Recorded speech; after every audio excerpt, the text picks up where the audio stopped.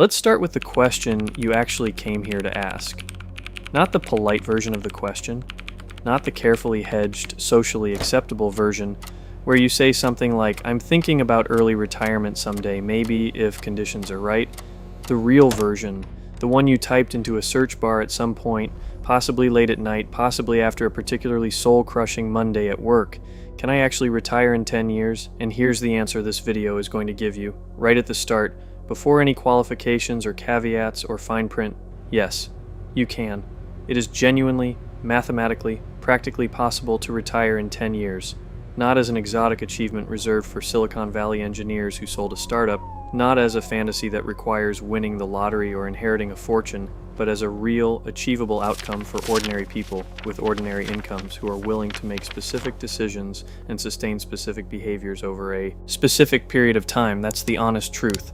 And it's a more optimistic, honest truth than most financial content will give you, because most financial content is designed either to sell you products you don't need or to keep you engaged with anxiety rather than empowered with clarity.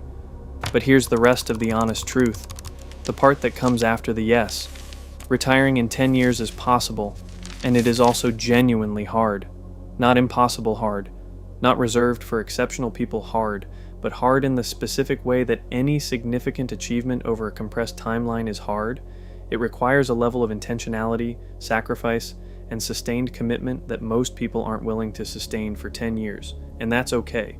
The people who aren't willing to do it aren't failures. They've made a different trade-off, trading speed of financial independence for more present tense spending flexibility, and that's a legitimate choice. But if you're watching this video, there's a reasonable chance you're someone who might be willing, who looks at the standard narrative, work for 40 years, save a little, retire at 65, hope the money lasts, and finds it deeply unsatisfying, who has done enough math to suspect that the conventional retirement timeline is not a law of nature, but a default setting that can be changed by anyone who understands the mechanics and decides to change it.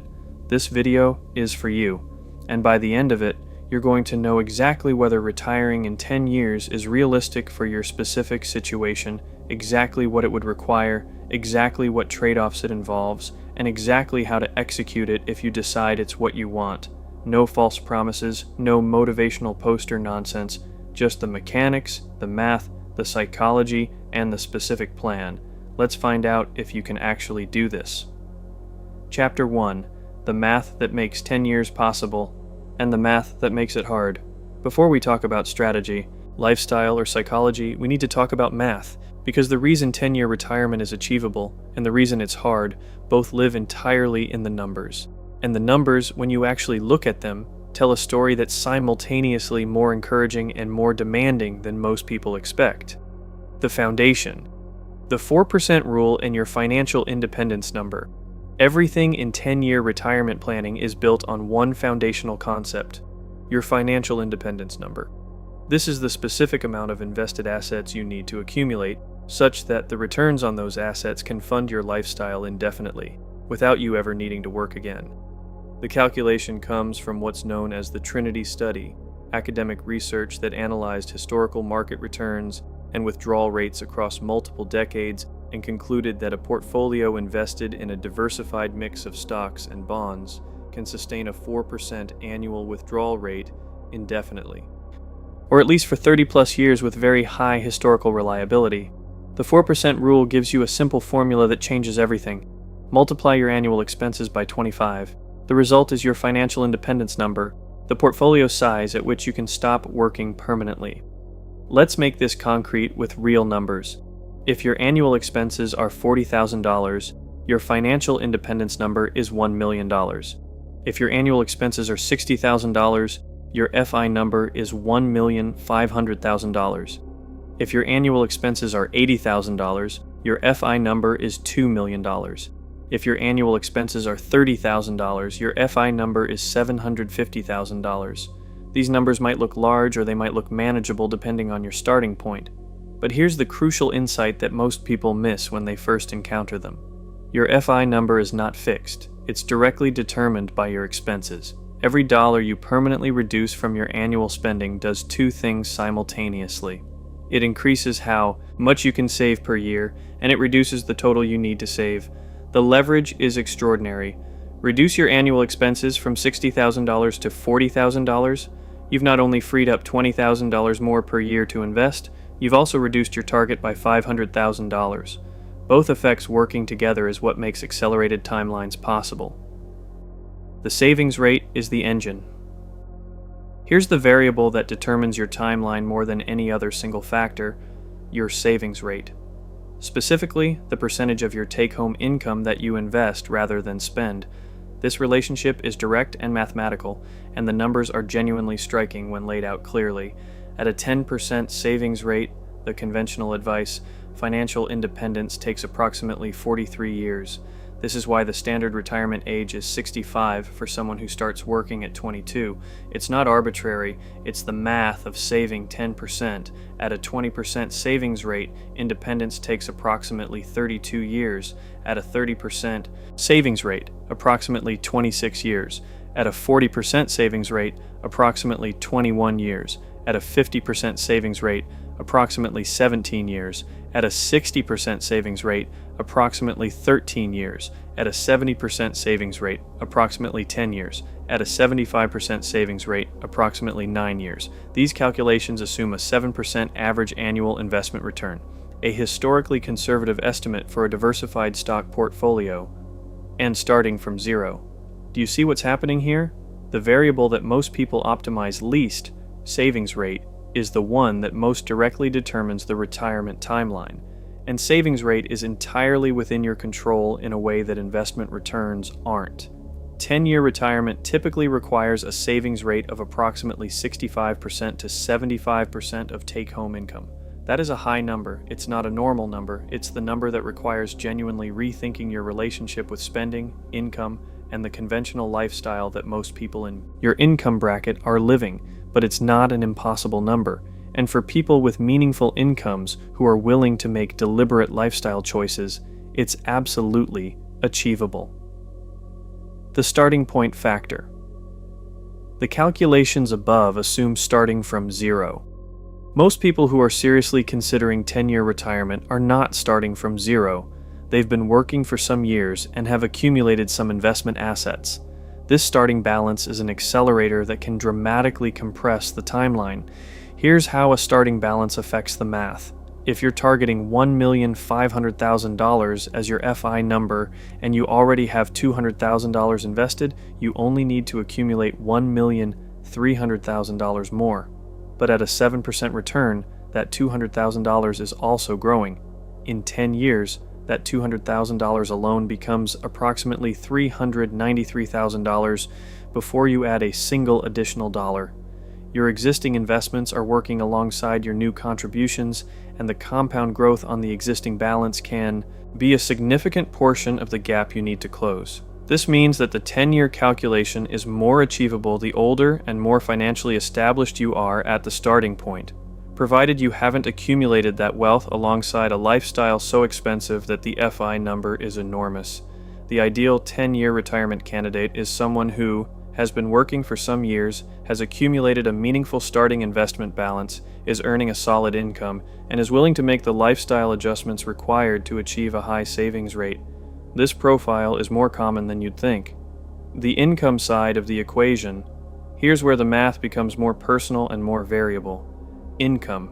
The 10-year timeline is theoretically achievable at almost any income level, but practically speaking, it requires an income that, after taxes and after covering genuine necessities, leaves enough available to achieve a high savings rate. Let's be specific. If you take home $5,000 per month and need $2,000 per month to cover genuine necessities, housing, food, transportation, healthcare, you have $3,000 per month available for savings and discretionary spending.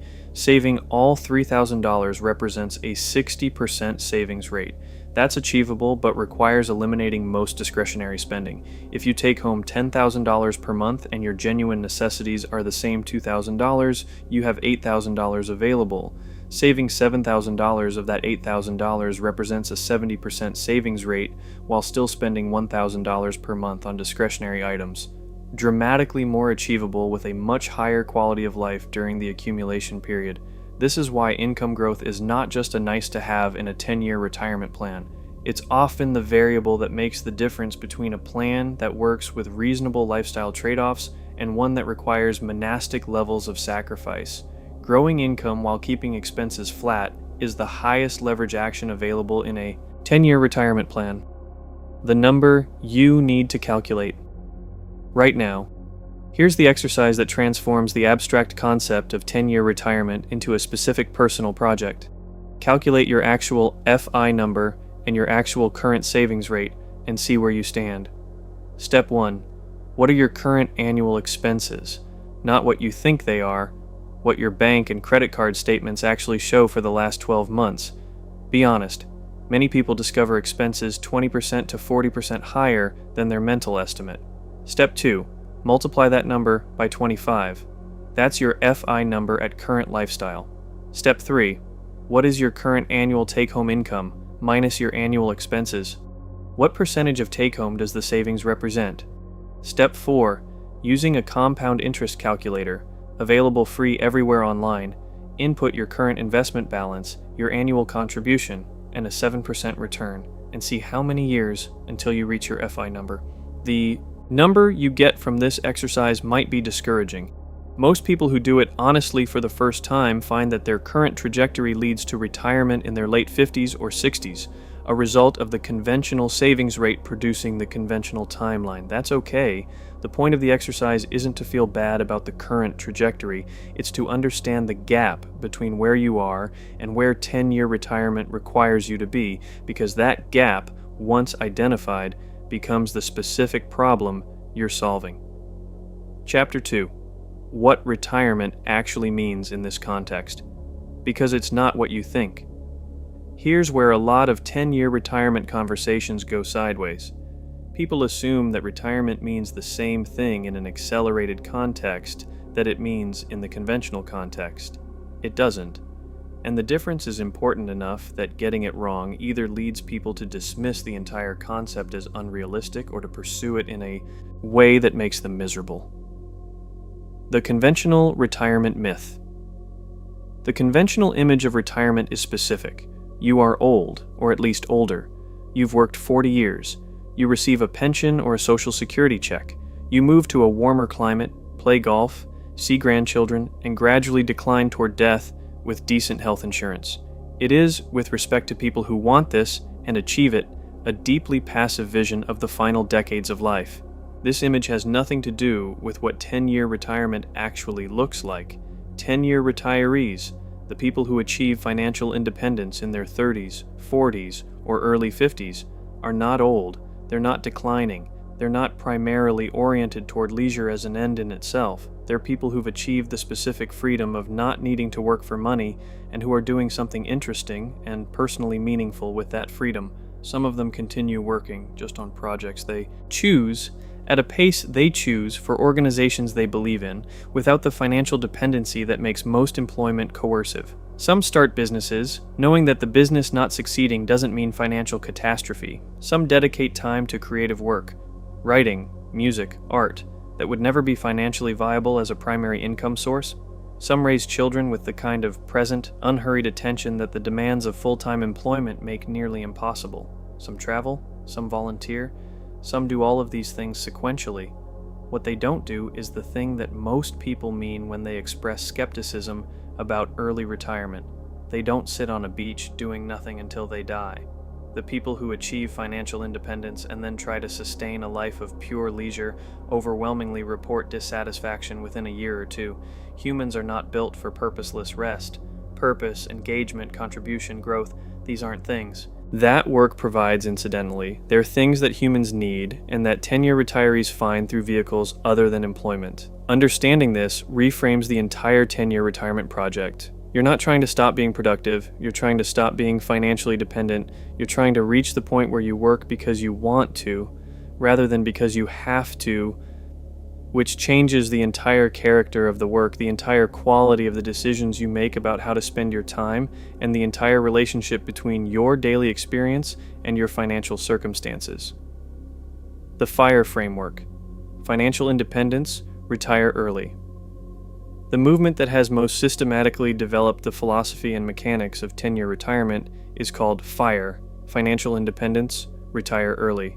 It's worth spending a few minutes on what FIRE actually is, because it's been caricatured enough in media coverage that many people have a distorted picture of it. FIRE is not primarily about deprivation. It's not about living like a monk, eating rice and beans for a decade, and never having fun until you've hit your number. The people who practice it most sustainably are not practicing extreme sacrifice. They're practicing intentional spending, which means spending a lot on things they genuinely value and very little on things they don't. The distinction between extreme deprivation and intentional spending is crucial, and it's the difference between a 10-year plan you can actually sustain and one that collapses under its own misery within 18 months. FIRE comes in several flavors worth knowing. Lean FIRE is financial independence at a very low annual expense level, typically under $40,000 per year for a single person or couple. It requires the smallest portfolio, but also the most restricted lifestyle. It's achievable fastest, but requires genuine comfort with a Spartan life, long term. Fat FIRE is financial. Independence at a high expense level, typically $80,000 to $100,000 per year or more. It provides a comfortable, even luxurious lifestyle, but requires a very large portfolio that takes longer to accumulate. Barista FIRE is partial financial independence where the portfolio covers most expenses, but the person works part-time, at a coffee shop, in a passion project, at reduced capacity, to cover the remainder. This hybrid approach requires a smaller portfolio than full independence, arrives sooner, and maintains social engagement and purpose that pure retirement sometimes lacks. Coast FIRE is perhaps the most underappreciated variant. You accumulate enough in investments early enough that, with no further contributions, the compound growth alone will reach your FI number by traditional retirement age. At that point, you're coasting. You only need to earn enough to cover current expenses without saving, because the investment math handles the long term without your help. Understanding which flavor of FIRE is appropriate for your specific situation, your income, your starting balance, your lifestyle preferences, your partner's situation if applicable, is part of the 10-year retirement planning process, and we'll develop this in detail in later chapters. The one more year trap and why having a number matters. Here's a psychological phenomenon that affects many people who successfully accumulate toward financial independence and then discover they can't bring themselves to actually stop the one more year syndrome. It's worth naming explicitly because it's one of the most common ways that people who could retire in 10 years end up retiring in 15 or 20 instead. The mechanism: you reach your FI number, your portfolio can, by the math, sustain your lifestyle indefinitely. But the number feels abstract and the security of continued employment income feels concrete. So you decide to work one more year, just to add a margin of safety, just to be sure, just to feel more comfortable with the transition. One more year ends and the portfolio has grown, but somehow the security still feels insufficient. Another year, and another. The trap is real and common. The prevention is twofold. Define your FI number and your retirement date in advance before you're close to them, and commit to them with the same specificity you commit to other major life goals. And understand intellectually, before you arrive, that the feeling of sufficient security will not automatically materialize when you hit the number, because the feeling of financial security is a psychological state rather than a mathematical condition, and psychological states don't update automatically when the math changes.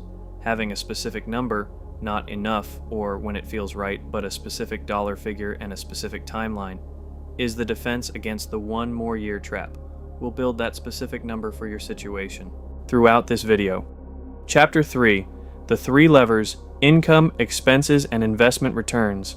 Every 10-year retirement plan, regardless of starting income, current assets, or specific lifestyle, runs on exactly 3 levers: income, expenses, investment returns. Understanding these 3 levers, how they work individually, how they interact, and which ones deserve the most attention, is the foundation of building a plan that actually works. Lever 1: income. The fuel. Income is the fuel of the 10-year retirement plan. Without sufficient income, no savings rate is achievable regardless of how lean your lifestyle. The relationship between income and retirement timeline is not linear. It's the interaction between income and expenses that determines savings rate and savings rate that determines timeline. But here's the thing about income that most 10-year retirement conversations underemphasize. The income ceiling for most people is significantly higher than where they currently are. Not through unrealistic career leaps or get-rich-quick schemes, but through the specific documented mechanisms of income growth that we've discussed in earlier videos: negotiation, strategic job switching, skill development, side income that leverages existing expertise. In the context of a 10-year retirement plan, income growth is not merely beneficial. For most people at most income levels, it's essentially required to make the math work without extreme lifestyle sacrifice. The path to 10-year retirement almost universally runs through some form of income growth during the accumulation period. Here's the specific income question to ask. What would it take to increase my annual take-home income by 25% to 50% over the next 3 to 5 years? Not fantasy, specifically. What skills would make me more valuable? What negotiation conversation have I been avoiding? What career move would produce a meaningful compensation increase? What side income opportunity leverages what I already know? For some people, the answer is a promotion path they're already on. For others, it's a strategic job switch to a competitor paying market rate. For some, it's developing a specific high-demand skill that moves them into a better compensated role. For others, it's launching a side income stream that eventually grows to meaningful scale. The point is that income growth is a lever you can pull, and pulling it has multiplicative effects on the 10-year retirement timeline. Every additional $10,000 per year of take-home income that goes to savings, rather than lifestyle, translates directly into faster accumulation toward the FI number. There's a critical caveat that can't be emphasized enough. Income growth only accelerates the timeline if the additional income goes to savings rather than to lifestyle expansion.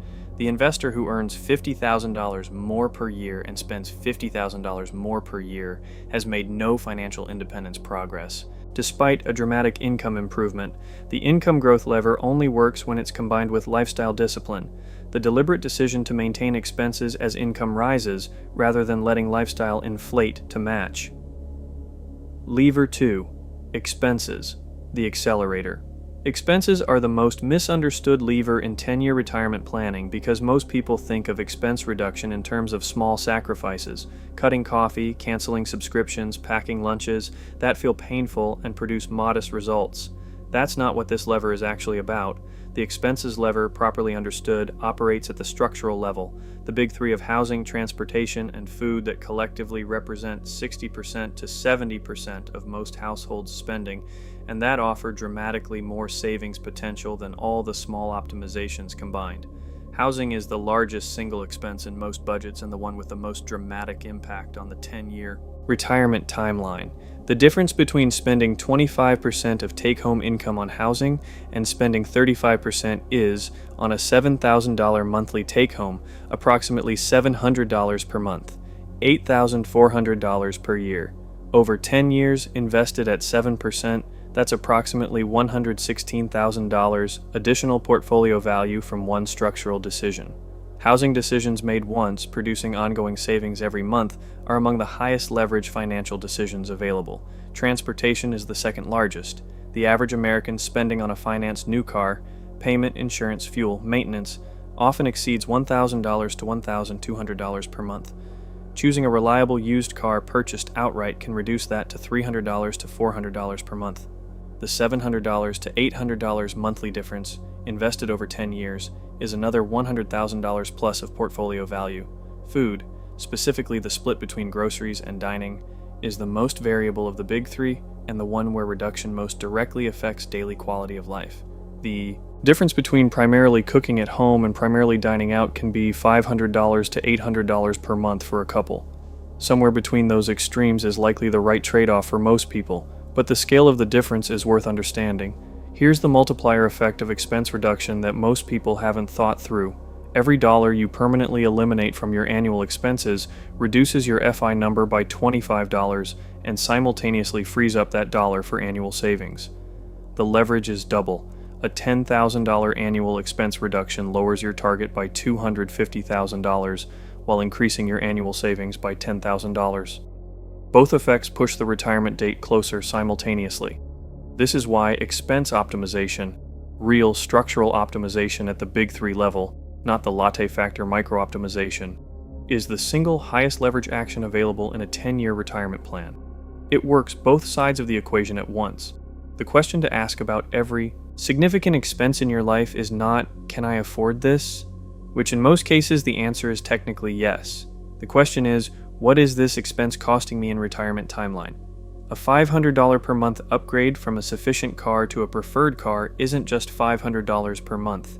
It's approximately $85,000 in final portfolio value over 10 years, plus the $150,000 reduction in FI number that results from keeping the $6,000 annual expense in your lifestyle. The total cost to your retirement timeline of that one decision is over $235,000. That's the calculation that expense optimization is actually about. Lever 3. Investment returns. The complicating factor. Investment returns are the third lever, and they're the one you control least directly, which is why the first two levers deserve so much more attention than they typically receive. The historical average real return of a diversified equity portfolio is approximately 7% per year after inflation. This is the return used in the calculations throughout this video, and it's a conservative, well-supported estimate based on over a century of US market data. For a 10-year plan, the investment strategy is not complicated. It doesn't need to be. The time horizon of 10 years is short enough that speculative investments and complex strategies introduce more risk than they're worth, and long enough that broad market index fund investing produces meaningful compound growth. The straightforward three-fund portfolio, US total market, international total market, bonds in proportion to risk tolerance, is the appropriate investment vehicle for a 10-year retirement plan for most people. The specific investment actions for a 10-year plan maximize tax-advantaged accounts first, 401k to the employer match, then Roth IRA, then HSA if eligible, then back to the 401k to the maximum, then taxable brokerage. The sequence maximizes after-tax wealth accumulation, which is the actual measure of progress, toward financial independence. There's a nuance in the investment strategy for people on an accelerated 10-year timeline that doesn't apply to standard retirement investing. Accessibility. Retirement accounts, 401ks and IRAs, have rules about withdrawal before 59.5 that include taxes and penalties. A 10-year retiree in their 30s or 40s needs to think about how to access their investments before traditional retirement age without triggering those penalties. The solutions are several. The Roth IRA contribution ladder, converting traditional retirement funds to Roth over a series of years, and then withdrawing the converted amounts after 5 years, is the most common mechanism. The 72T substantially equal periodic payments rule allows penalty-free early withdrawals from retirement accounts in calculated equal amounts. And the taxable brokerage account, funded after maxing retirement accounts, is fully accessible at any age with only the standard capital gains. Tax treatment. For a 10-year retirement plan, the investment strategy explicitly includes building a meaningful taxable brokerage account alongside retirement accounts, specifically to provide accessible funds during the early retirement years before the Roth conversion ladder produces accessible retirement account funds. How the three levers interact. Here's the insight that makes the three-lever framework powerful. The levers are not independent. They interact, and the interactions compound. Income growth that goes to savings rather than lifestyle increases the savings rate. Savings rate increase reduces the timeline directly. Higher savings also means larger account balances, which means more compound growth working for you. More compound growth means each additional year of accumulation produces more portfolio growth than the year before. Expense reduction both increases savings rate and reduces the FI number. Both effects reduce the timeline. And the reduced FI number means that the same portfolio growth takes you a larger percentage of the way to your target. Momentum accelerates as the target gets smaller. The investor who simultaneously grows income, maintains expenses, and invests the growing gap efficiently is producing multiplicative effects that the person who only optimizes one lever can't replicate. Growing income by 30% while keeping expenses flat produces a 30% increase in absolute savings. Combined with the expense lever, which also reduces the target, the compound effect on the timeline is dramatic. This is why 10-year retirement is possible for ordinary people on ordinary incomes, not because any single variable is extraordinary, but because the interaction of income growth, expense discipline, and patient investment produces a compound effect that the default path, growing income and growing expenses in lockstep, never achieves. The specific action for this week.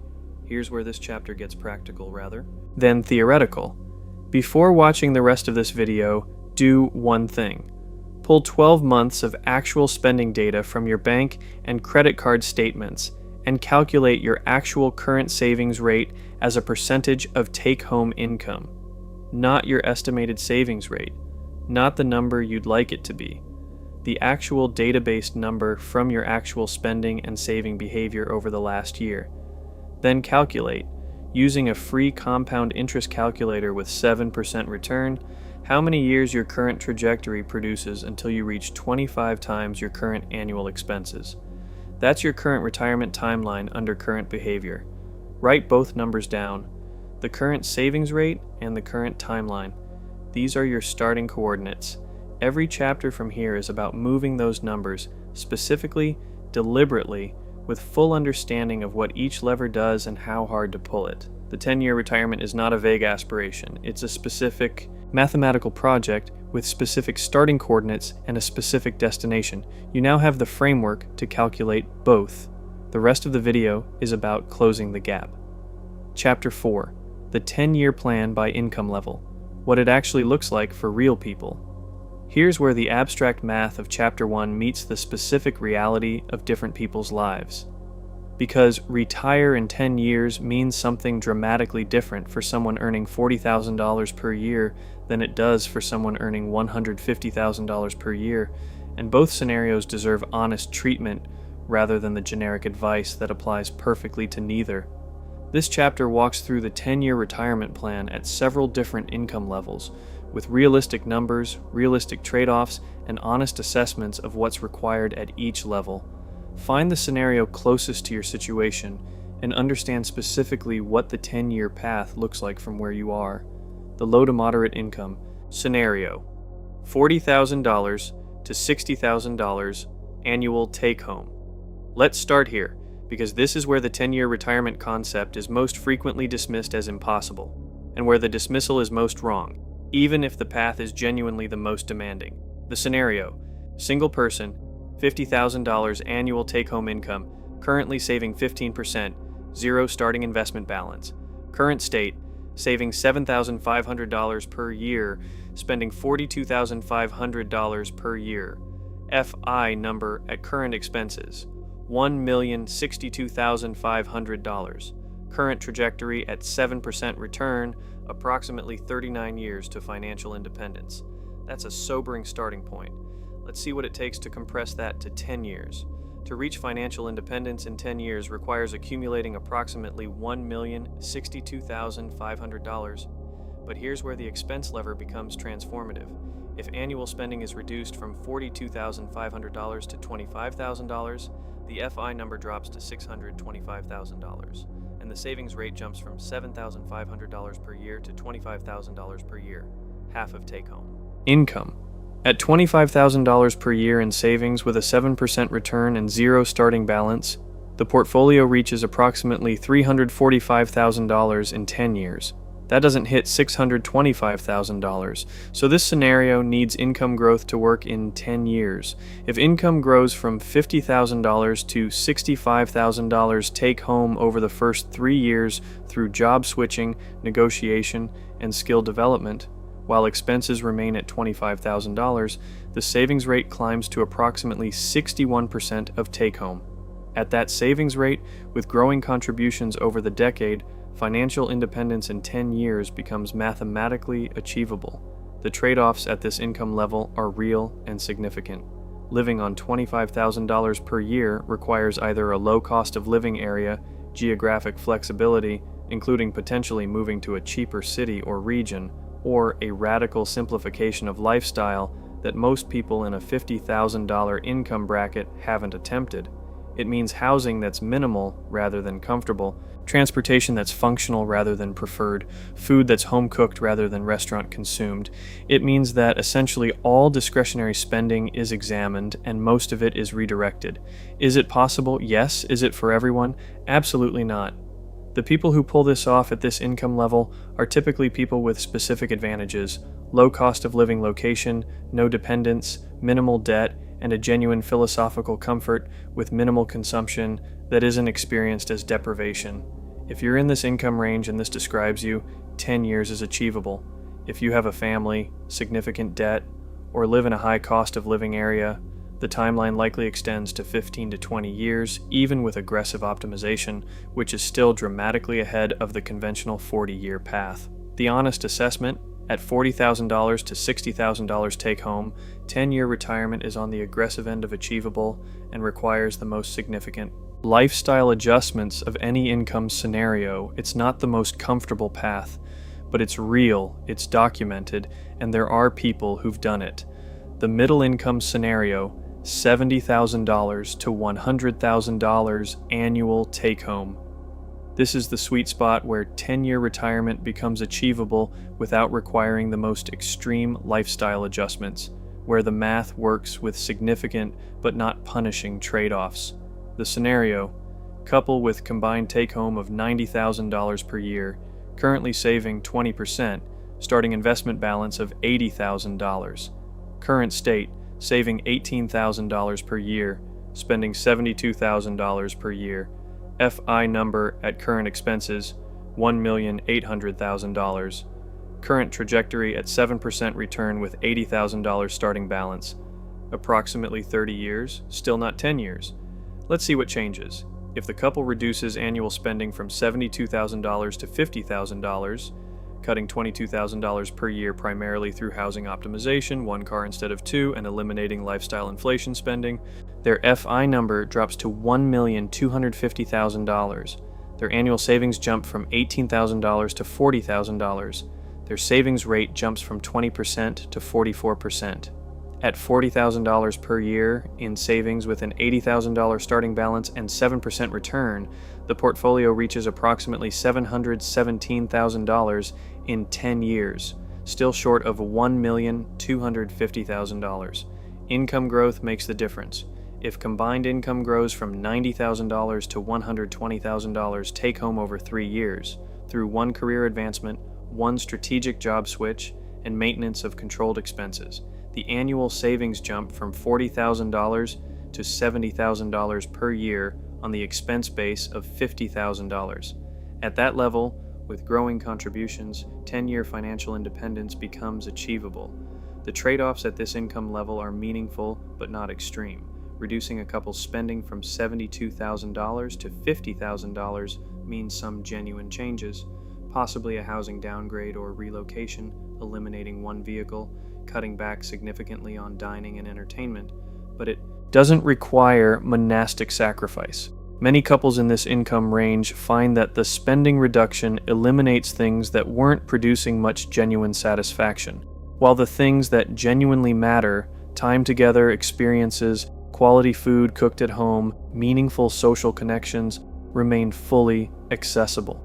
The honest assessment: at $70,000 to $100,000 combined take-home, 10-year retirement is achievable with genuine but not extreme effort, particularly with some income growth. This is the income range where the 10-year plan most clearly represents a trade-off between present-tense comfort and future freedom, a trade-off that many people, once they understand it clearly, decide is worth making. The higher income scenario: $120,000 to $200,000 plus annual take-home. Here's where 10-year retirement becomes most straightforwardly achievable, where the math works without extreme lifestyle sacrifice, provided the primary pitfall is avoided. The primary pitfall at this income level has a name: lifestyle inflation. The person earning $150,000 per year who spends $140,000 per year is no closer to 10-year retirement than the person earning $60,000 who spends $58,000. High income is only a 10-year retirement advantage when it's paired with expenses that don't scale proportionally with the income.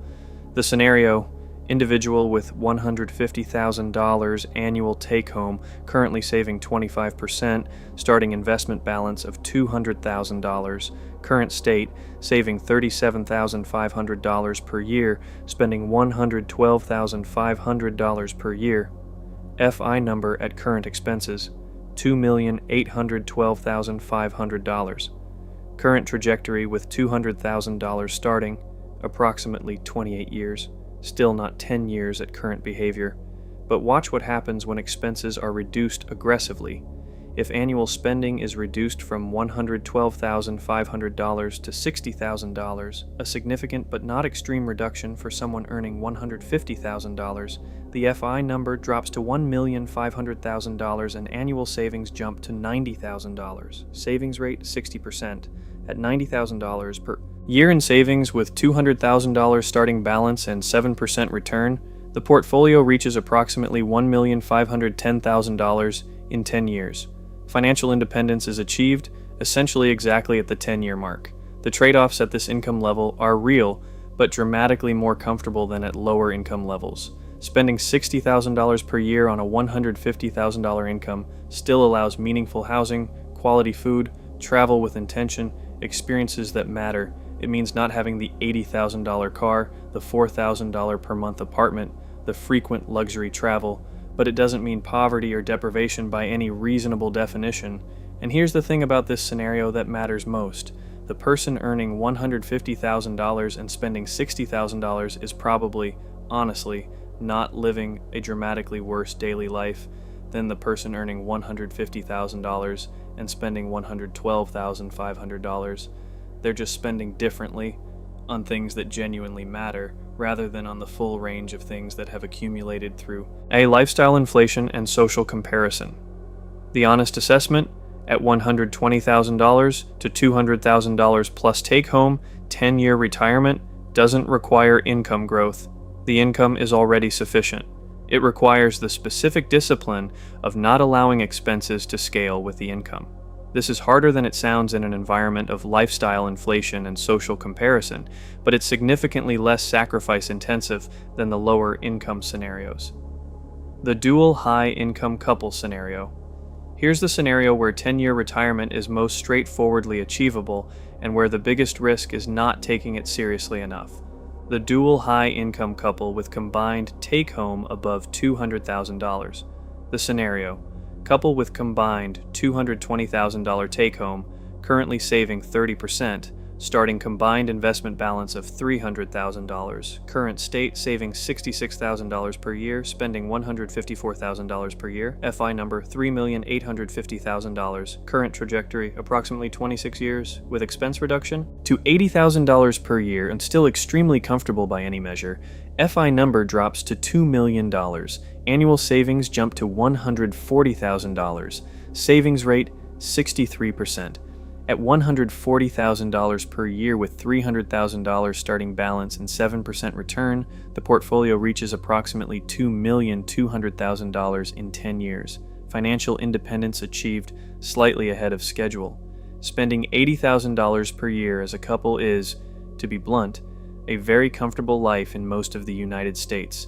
It means quality housing, quality food, meaningful travel, activities you value, and children's needs fully met. The trade-off is not poverty. It's not driving the luxury car, not having the McMansion, not eating at high-end restaurants multiple times a week. The honest assessment: dual high-income couples who take 10-year retirement seriously and actually implement the expense discipline have the straightest path to financial independence of any demographic group. The tragedy is that this demographic is also the one most subject to lifestyle inflation, keeping up with other dual high-income couples, living in expensive neighborhoods, competing on visible consumption that prevents them from leveraging their extraordinary advantage. The debt complication.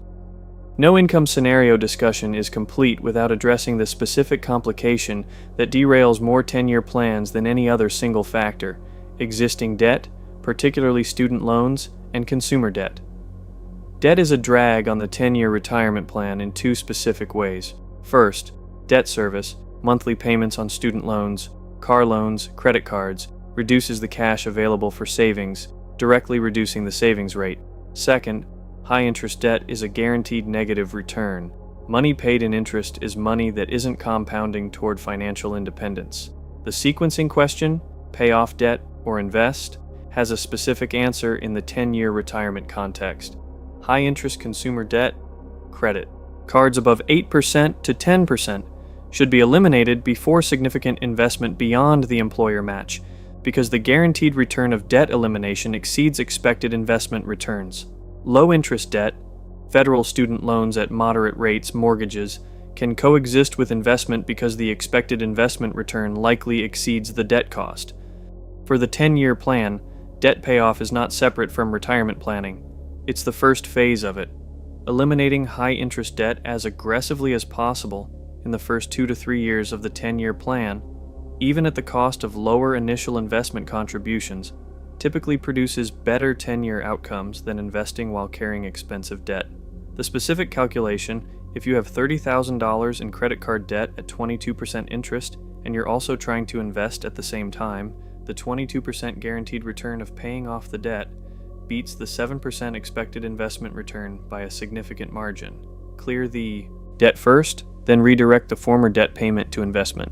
The compounding from the cleared debt service redirected to investment often more than compensates for the delayed investment start. Chapter 5. The Lifestyle Design Question. What are you actually retiring to? Here's the chapter that most 10-year retirement guides skip entirely because it feels like it belongs in a self-help book rather than a financial planning discussion. They're wrong to skip it, because the single most common reason that people who achieve financial independence regret it, or more commonly, who fail to pull the trigger and actually retire when they've hit their number, is that they never answered the question clearly enough. What am I actually retiring to? This question matters financially as well as psychologically, because the answer to it determines your actual FI number, your actual retirement timeline, and whether the plan you're building will produce the life you want or just the financial outcome you targeted. The purpose problem. Here's what the research on early retirement actually shows, which is more nuanced than the motivational content in the FIRE community often acknowledges. Financial independence is necessary but not sufficient for a fulfilling life after work. The people who thrive in early retirement almost universally had a clear and compelling answer to "what am I retiring to?" before they stopped working. The people who struggle almost universally did not.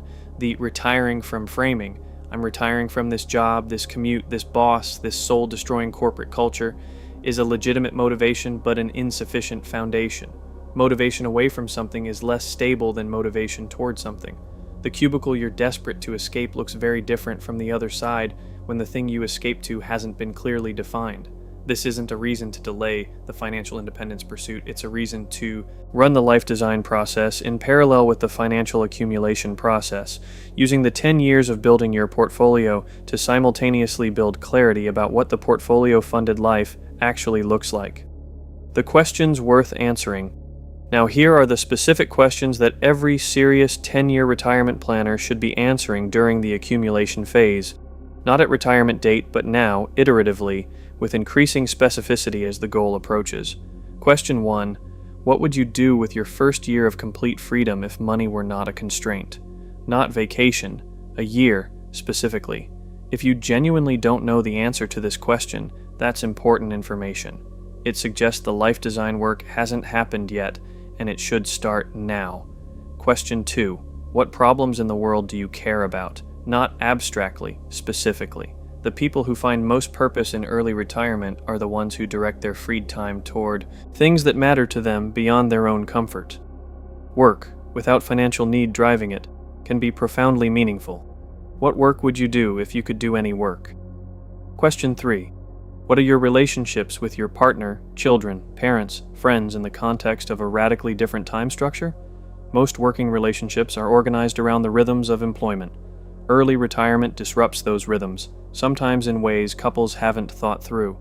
The partner who continues working while the other retires faces specific adjustments that benefit from explicit conversation before rather than after the retirement. Children's needs, parents' aging, and friends' schedules all interact differently with an unstructured retired life than with a conventionally employed one. Question 4. Where do you want to live? Geographic flexibility is one of the most powerful tools in the 10-year retirement arsenal, and it affects housing costs during accumulation. It affects the lifestyle cost during retirement, and it affects access to the communities and activities that make retired life meaningful. Many 10-year retirees relocate to lower cost of living areas, to places where the lifestyle they want is more accessible, to countries where a US dollar portfolio produces an extremely comfortable local lifestyle. Have you genuinely thought about where you want to be? Question 5. What does a typical Tuesday look like? Not a vacation Tuesday. A regular, ordinary, non-special Tuesday in your retired life. With specificity. What time do you wake up? What do you do in the morning? Who do you see? What do you work on? What do you eat? What do you do in the afternoon? The ability to describe a specific ordinary day in the retired life is one of the most reliable indicators that the life design work has actually happened. The geo-arbitrage option. Here's a specific lifestyle design choice that dramatically changes the 10-year retirement math. For people willing to embrace it, geographic arbitrage or geo-arbitrage, retiring to a location where the cost of living is dramatically lower than where you currently live. The mathematics are striking. A retirement portfolio of $750,000 generating $30,000 per year at the 4% rule is insufficient for a comfortable life in San Francisco or New York City. The same $750,000 generating $30,000 per year provides an excellent life in Portugal, Mexico, Thailand, Colombia, or dozens of other countries where a dollar goes significantly further. Many countries popular with early retirees offer quality health care at a fraction of US costs, housing that's dramatically cheaper, food and entertainment that are less expensive, and cultures that are genuinely welcoming to foreign residents. The Nomad List, the International Living Rankings, and 100 YouTube channels document the specifics of these locations with enough detail that the geo-arbitrage calculation is no longer abstract. For U.S. citizens, this strategy has a specific tax implication. The foreign earned income exclusion allows U.S. citizens living abroad to exclude a significant amount of foreign earned income from U.S. taxation. Though investment income and Social Security income remain taxable, the foreign tax credit provides some offset for taxes paid to foreign governments. The specifics are complex enough to require a tax professional's guidance, but the general picture is that geo-arbitrage can both dramatically reduce living expenses and produce some tax advantages for people with primarily investment-based retirement income. Geo-arbitrage isn't for everyone. Some people have family ties, elderly parents, community roots, or specific lifestyle requirements that make relocation impractical. But for people without those constraints, particularly younger early retirees without dependent children, it's a legitimate and powerful tool that makes the 10-year timeline achievable at income levels, where it would otherwise require extreme sacrifice. The semi-retirement option, the most underrated path. Here's the most underrated configuration of financial independence that the 10-year retirement framework offers. Semi-retirement, or what we earlier called barista fire. It's worth developing in more detail because it resolves most of the objections people have to the 10-year retirement concept. Semi-retirement means reaching a portfolio level that covers most of your expenses from investment returns, then supplementing with part-time or flexible work that covers the remainder, while living a life that is functionally free in all the ways that matter. Here's why this configuration is so powerful. It's achievable on a shorter timeline with a smaller portfolio than full financial independence. It maintains the social engagement and sense of purpose that pure retirement sometimes lacks, and it provides the flexibility to work on things you find genuinely interesting, rather than things that pay the most. The specific math: if your annual expenses are $60,000 and you can earn $20,000 per year from part-time or flexible work you enjoy, you only need a portfolio generating $40,000 per year, which means a $1 million portfolio rather than a $1,500,000 one. That's a $500,000 smaller target, which compresses the timeline by approximately 3 to 5 years depending on savings rate. The $20,000 annual income from part-time work is achievable in an enormous range of configurations. A few consulting days per month in your previous field, teaching one course per semester, seasonal work you find interesting, a small online business that generates modest passive income, part-time work at an organization whose mission you believe in.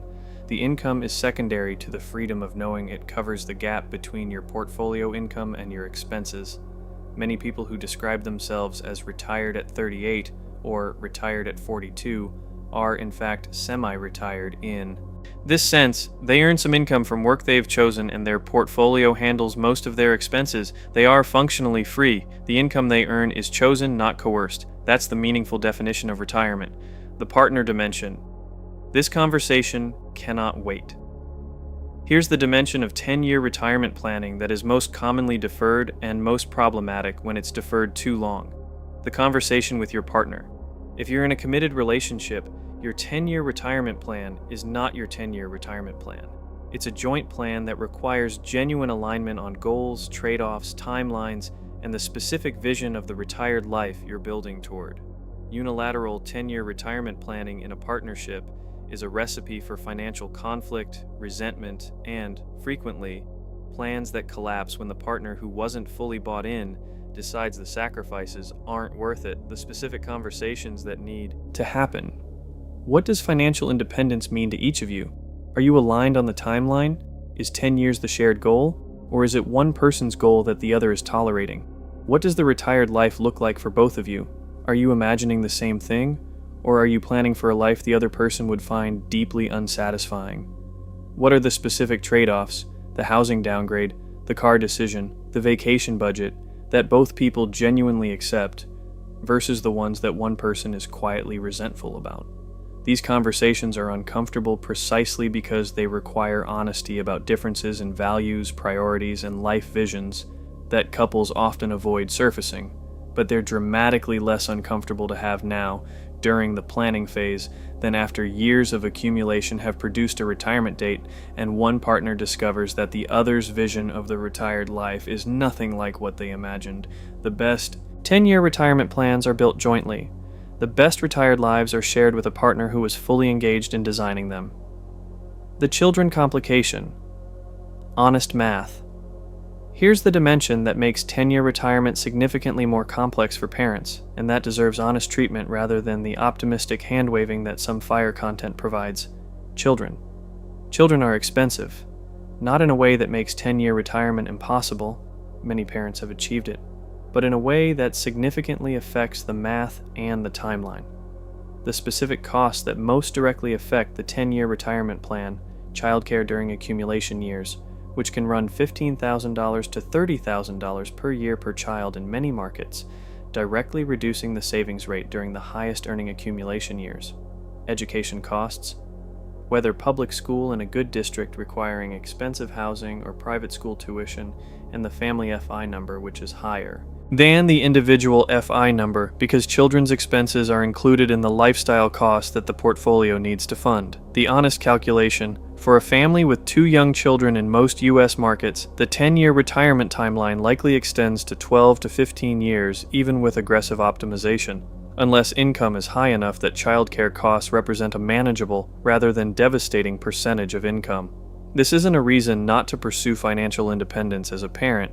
It's a reason to be realistic about the timeline, to make the relevant optimization decisions, including possibly having one parent manage childcare rather than paying for it, which changes the income calculation significantly, and to not feel like a failure if 10 years becomes 13 years because you have children and are doing right by them.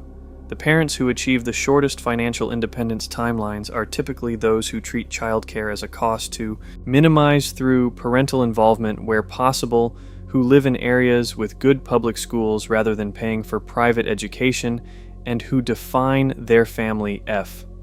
I number honestly to include the full cost of the family's lifestyle rather than optimistically underestimating it. Building your specific retirement vision. Here's the practical exercise for this chapter. Before continuing, write, not just think about, your answer to 5 questions. 1. What does a typical Tuesday look like in your retired life? Be specific. 2. Where are you living in retirement? 3. What are you working on, for meaning not money, in retirement? 4. What are you no longer doing that you currently do? 5. What does this life cost annually, honestly estimated? The answer to question 5 is your actual target FI number, not the number you calculated based on current expenses, but the number that reflects the specific retired life you've designed. Sometimes this is lower than current expenses because retirement involves geographic moves to lower cost areas or the elimination of work-related costs. Sometimes it's similar. Occasionally it's higher because the retired life you want is more expensive than your current life. Whatever the number, it's more valuable than the number derived from current expenses because it's the number that represents what you're actually building toward. The FI number that funds a life you genuinely want is the only one that matters. Chapter 6. The 10-Year Plan in Practice. Building the actual roadmap. Here's where the philosophy ends and the spreadsheet begins. Everything in the previous chapters has been building toward this, a specific, concrete, year-by-year roadmap for the 10-year retirement journey. Not a vague set of principles, not an inspirational framework, an actual plan with actual milestones, actual account sequencing, actual investment strategy, and actual decision points that you can map to your own situation. The 10-year retirement plan has a structure that's consistent across different income levels and starting points, even though the specific numbers vary. Understanding that structure, the phases, the priorities at each phase, and how the phases build on each other is what transforms the goal from an aspiration into a project. Phase 1, the foundation years, year 1 through year 3. Phase 1 is the most operationally intensive phase of the 10-year plan. It's where most of the structural decisions get made, most of the bad financial habits get eliminated, and most of the infrastructure gets built. It's also, for many people, the most uncomfortable phase, because it requires confronting financial reality honestly, making some genuinely difficult lifestyle decisions, and building systems that initially feel constraining before they become automatic. The Phase 1 priorities, in order: first, complete the financial audit, not a rough estimate. An actual account of where every dollar went in the past 12 months. Every expense category, every subscription, every impulse purchase, the actual grocery bill, the actual dining bill, the actual transportation cost. The audit produces two things: your actual current savings rate and your actual current FI number. Both are the starting coordinates without which the rest of the plan is built on guesswork. Second, eliminate high-interest debt. Any consumer debt above 8% to 10% interest gets an aggressive payoff schedule that takes priority over investment beyond the employer match. The psychological and financial relief of debt elimination is also a motivational accelerator. Hitting the first major milestone creates momentum that carries into subsequent phases. Third, build the emergency fund, 3 to 6 months of essential expenses in a high-yield savings account. This is the structural shock absorber that prevents the plan from being derailed by the first unexpected expense. It's not invested, it's accessible and stable. Fourth, maximize the employer 401k match, free money, non-negotiable, from day one. Fifth, make the big three structural decisions: housing, transportation, and food. Specifically, the structural decisions in each category that will govern your expense level for the next several years. These aren't daily discipline decisions. They're architectural decisions made once that produce ongoing savings every month. Move to a less expensive apartment, sell the financed car, and buy reliable transportation outright. Set up a meal planning system that shifts most food spending from restaurants to home cooking. These three decisions, made in Phase 1, establish the expense structure that the rest of the plan runs on. Sixth, implement the income growth strategy, the specific negotiation conversation, the resume update and job market research, the skill development investment, the side income exploration. Phase 1 is when the income growth strategy gets activated, not as something to get to eventually, but as an immediate priority that will compound over the remaining 9 years. By the end of Phase 1, the financial infrastructure should be in place, debt cleared or with a clear payoff schedule, emergency fund funded, employer match captured, big three expenses restructured, income growth initiatives underway, and automatic investment contributions established. Phase 2, the accumulation engine, year 3 through year 7. Phase 2 is where the plan shifts from infrastructure building to disciplined execution. The structural decisions have been made, the systems are running, and the primary task is maintaining them while the compound interest engine builds momentum. Phase 2 is also the phase where most people either solidify their commitment to the 10-year plan or quietly abandon it, because the visible progress in the early accumulation years is limited. The Portfolio is growing but slowly. The FI number still feels distant. The lifestyle trade-offs feel present and immediate, while the retirement freedom still feels abstract and far away. Understanding that Phase 2 is supposed to feel this way, that the math is working even when it doesn't feel like it, is what sustains the plan through the middle years. The Phase 2 priorities.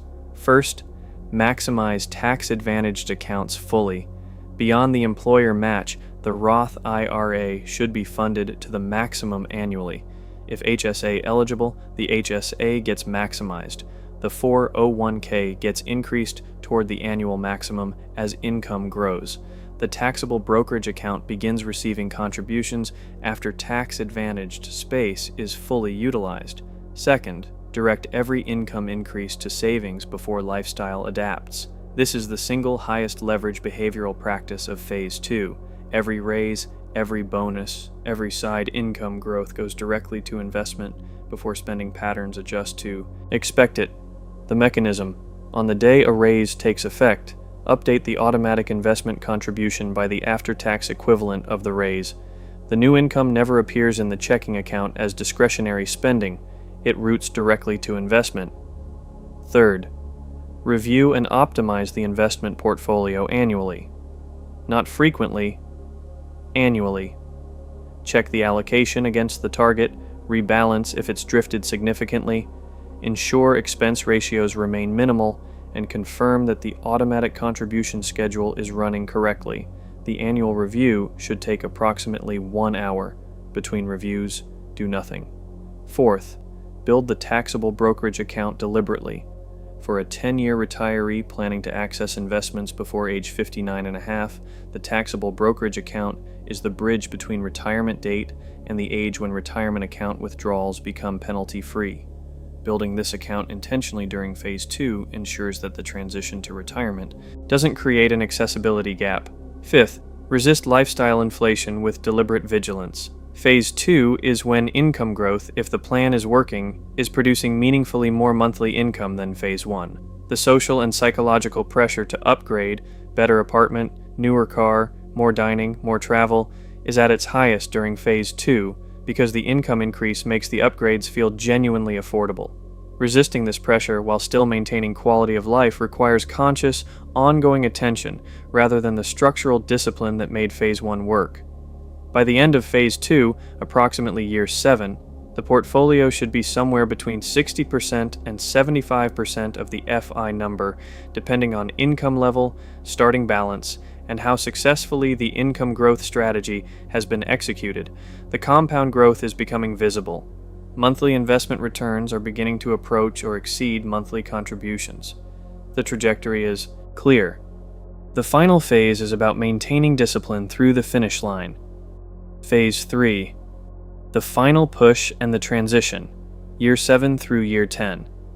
Phase 3 is where the math starts doing more of the work, and the behavioral discipline shifts from accumulation to transition planning. The portfolio is large enough that compound growth is contributing meaningfully every month. The FI number is within reach, and a new set of decisions emerges. The transition decisions that determine whether the retirement actually happens at year 10 or drifts into the one more year syndrome. The Phase 3 priorities. First, calculate the specific retirement date. Not when I hit my number in the abstract, a specific month and year derived from the portfolio's current value and trajectory at which the 4% rule covers your planned retirement expenses. Put this date on a calendar. Treat it with the same planning attention you'd give to any other major life event, because it is one. Second, build the withdrawal infrastructure. How will you actually live from your investments in early retirement? The Roth conversion ladder, if relevant. The taxable account bridge. The sequence of account withdrawals optimized for tax efficiency, the Social Security claiming strategy if you're old enough for it to be relevant. These decisions have real dollar consequences and benefit from planning during Phase 3 rather than being figured out in retirement. Third, test the retirement lifestyle before committing. Many 10-year retirement planners do what's called a retirement trial, taking an extended leave from work or structuring a sabbatical or spending 3 to 6 months living on the retirement budget in the retirement location before actually retiring. The trial reveals whether the planned lifestyle actually works in practice, whether the budget is accurate, and whether the purpose and structure questions have been honestly answered. Discoveries made during a trial can be incorporated into the plan before the irreversible decision. Discoveries made after retirement is underway are more costly to address. Fourth, address the healthcare gap. For U.S.-based early retirees, healthcare is the most significant practical complexity of retiring before Medicare eligibility at 65. Without employer coverage, health insurance must be purchased on the individual market.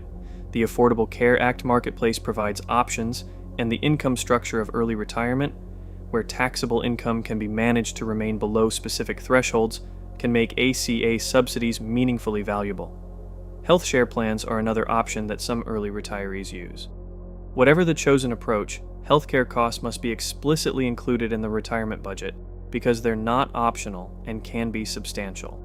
Fifth, address the social transition. Retirement changes the social fabric of daily life in ways that are easy to underestimate from the employed side. The workplace provides social connection, structure, identity, and a sense of contribution that retirement removes and that need to be replaced deliberately rather than assumed to self-replace. Phase 3 is the time to build the social infrastructure of the retired life. The communities you'll join, the projects you'll contribute to, the relationships you'll prioritize, the regular rhythms that will structure the unstructured days.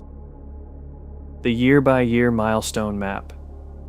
Here's the concrete milestone structure for a 10-year plan, applicable to most scenarios with adjustment for specific income and starting balance. Year 1. Financial audit complete. High-interest debt cleared or with firm payoff schedule. Emergency fund at 1 month. Big 3 expenses restructured. Employer match captured. Savings rate above 40%. Year 2. High-interest debt eliminated. Emergency fund at 3 to 6 months. Roth IRA open and funded. Side income or income growth initiative. Producing first results. Savings rate above 50%. Year 3. All tax-advantaged accounts being contributed to. Taxable brokerage account established. Portfolio at approximately 15% of FI number. Income growth producing meaningful additional contributions, savings rate above 55%. Year 4, portfolio compounding becoming visible, annual investment returns approaching monthly contribution amounts, FI number calculation updated with actual retirement lifestyle, savings rate stable above 55%. Year 5, portfolio at approximately 30% to 35% of FI number, monthly investment returns exceeding monthly contributions in good market months, specific retirement date first calculated, geo arbitrage or retirement location decision explored if relevant. Year 6, portfolio at approximately 45% of FI number, Roth conversion ladder planning begun if applicable, retirement lifestyle trial planned, income at peak, primary focus on maintaining savings rate against lifestyle inflation. Pressure.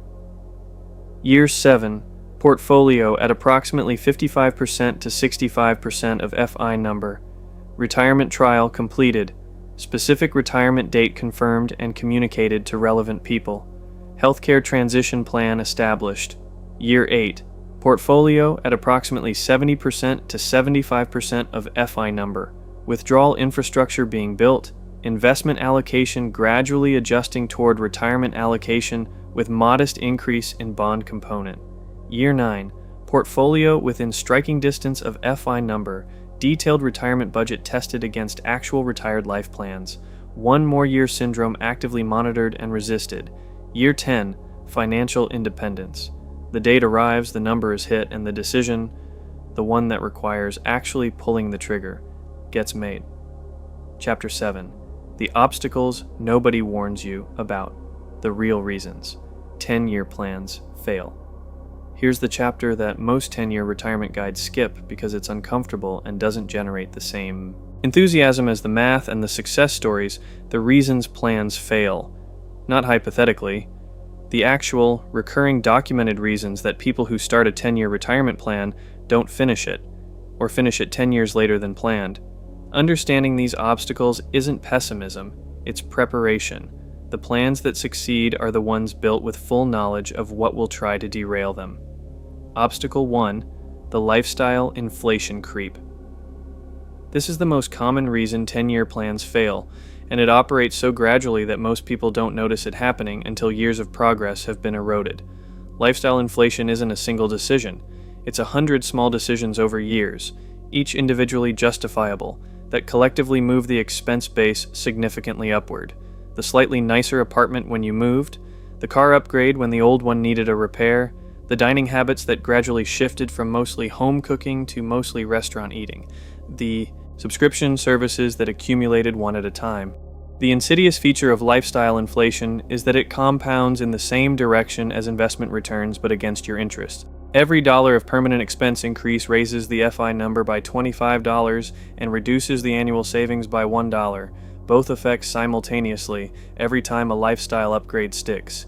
The defense, an annual spending audit that compares this year's expense structure to last year's, not just the total, but the categories, and specifically asks whether increases were conscious decisions aligned with genuine value or gradual drift that accumulated without deliberate choice. The audit shouldn't produce guilt. It should produce information, and the occasional course correction that prevents years of gradual drift from reaching a destination you didn't intend. Obstacle 2. The income plateau. 10-year retirement plans almost universally require some income growth during the accumulation. Period. The plans that fail to grow income, that assume current income will be sufficient without the specific income growth actions, often come up short on the math and require either extending the timeline or accepting a leaner retirement than planned. Income plateaus happen for several reasons. Career stagnation from staying too long in roles with limited advancement, failure to negotiate aggressively enough at job transitions, skill sets that don't keep pace with changing market demands, contentment with current compensation that avoids the discomfort of pushing for more. The defense, treating income growth as a non-negotiable component of the plan rather than an optional accelerator. Building specific income growth milestones, target compensation at year 2, year 5, year 8, and actively pursuing them rather than waiting for organic advancement. Reviewing market compensation data annually to ensure current income is competitive with what skills are worth. Obstacle 3. The major life expense ambush. Here's the obstacle that no amount of planning can fully prevent, but that adequate preparation can prevent from being catastrophic. The large, unexpected expense that arrives during the accumulation phase and sets the plan back significantly. Medical emergencies, necessary home repairs, family crises requiring financial support, job loss without immediate replacement, divorce. These events are not predictable individually, but they're highly predictable statistically. Over a 10-year period, something significant will happen that wasn't in the plan. The defense is layered. The emergency fund handles expenses up to 3 to 6 months of living costs. Adequate insurance, health, disability, life, umbrella, handles the catastrophic scenarios that exceed emergency fund capacity. And the plan's overall architecture, maintaining some margin above the minimum savings rate required for the 10-year goal, provides resilience against setbacks that require temporarily reducing the savings rate without abandoning the goal entirely. The plans that fail from major life expenses are almost always plans that were operating at the minimum possible margin. No emergency fund, no insurance gaps addressed, no buffer in the savings rate. The plans that absorb major expenses and continue are the ones built with explicit resilience against the predictable unpredictability of a decade of life. Obstacle 4. The partner misalignment. We addressed the partner conversation in Chapter 5, but it deserves additional treatment as an obstacle because it's so consistently underestimated in its capacity to derail 10-year plans. Partner misalignment on the 10-year retirement goal doesn't always present as direct conflict. Sometimes it presents as passive non-cooperation, not actively opposing the plan, but not actively supporting it either, continuing to spend at previous levels while the plan-committed partner saves. Aggressively, not participating in the life design process. Over time, passive non-cooperation produces the same outcome as active opposition. The plan doesn't work because the household's combined behavior isn't aligned with it. The more serious version, a committed 10-year retirement planner who discovers years into the accumulation phase that their partner's actual life vision is fundamentally incompatible with the early retirement lifestyle being planned for. This discovery, made late, produces either the abandonment of the retirement plan or the deterioration of the relationship. both expensive outcomes. The defense is early, ongoing, honest partner conversation. Not one conversation, but a continuous dialogue about the plan, the trade-offs, the vision of the retired life, and the adjustments that the specific circumstances require. Partners don't need to be equally passionate about financial independence. That's unrealistic. They need to be genuinely aligned on the direction and genuinely accepting of the trade-offs. Genuine alignment on the direction, even with different enthusiasm levels, sustains plans through difficult periods. Misalignment, regardless of apparent surface agreement, eventually surfaces. Obstacle 5. The identity crisis. Here's the obstacle that almost never appears in financial planning discussions, but that a significant number of early retirees encounter: the loss of professional identity that retirement produces, and the psychological difficulty of building a new identity outside of work. For many high-achieving people, the demographic most likely to accumulate toward financial independence in 10 years, professional identity is deeply embedded in self-concept. You are what you do. Your status, your social relationships, your sense of competence and contribution are all organized around your work. When work ends, a genuine identity vacuum can emerge that financial independence doesn't automatically fill. This isn't inevitable. The people who navigate the identity transition most successfully are the ones who did the life design work during accumulation, who built alternative sources of identity, purpose, and contribution in parallel with building the portfolio. The people who struggle are the ones who focused entirely on the financial goal without developing the personal identity that retirement requires. The defense, starting the identity transition before retirement rather than after. Building the communities, projects, and contributions that will be the core of the retired identity during the accumulation phase, so that retirement is a transition to something already partially established rather than a leap into a void. Obstacle 6. The market timing catastrophe. Here's the obstacle that feels like bad luck but is actually a risk that can be partially managed: retiring immediately before or during a significant market downturn, when the portfolio that hit your FI number declines to below your FI number before your retirement lifestyle has even fully begun. The sequence of returns risk, the specific danger of experiencing major losses in the first years of retirement, is more severe for early retirees than for traditional retirees because the retirement period is longer and the recovery time required is greater. A 30% portfolio decline in year 1 of retirement means the portfolio that was at 100% of the FI number is now at 70%. Continuing to withdraw 4% of the original portfolio value now represents nearly a 6% withdrawal rate on the remaining balance, a rate that historical analysis shows significantly increases the risk of portfolio depletion over a long retirement. The defense is the bucket strategy and a flexible withdrawal approach, maintaining 2 to 3 years of living expenses in stable assets, cash, short-term bonds, that are drawn on during market downturns without selling equities means the equity portfolio can recover before being drawn down. The flexible withdrawal approach, reducing retirement spending during significant market downturns rather than maintaining fixed withdrawals, further extends portfolio longevity through adverse sequences. Additionally, a small amount of part-time income during the early retirement years, the barista fire approach, provides a meaningful buffer against sequence of returns risk, because earned income during market downturns reduces or eliminates the need to draw from the portfolio during its most vulnerable period. Chapter 8. The Psychological Journey. What nobody tells you about the mental side of a 10-year plan.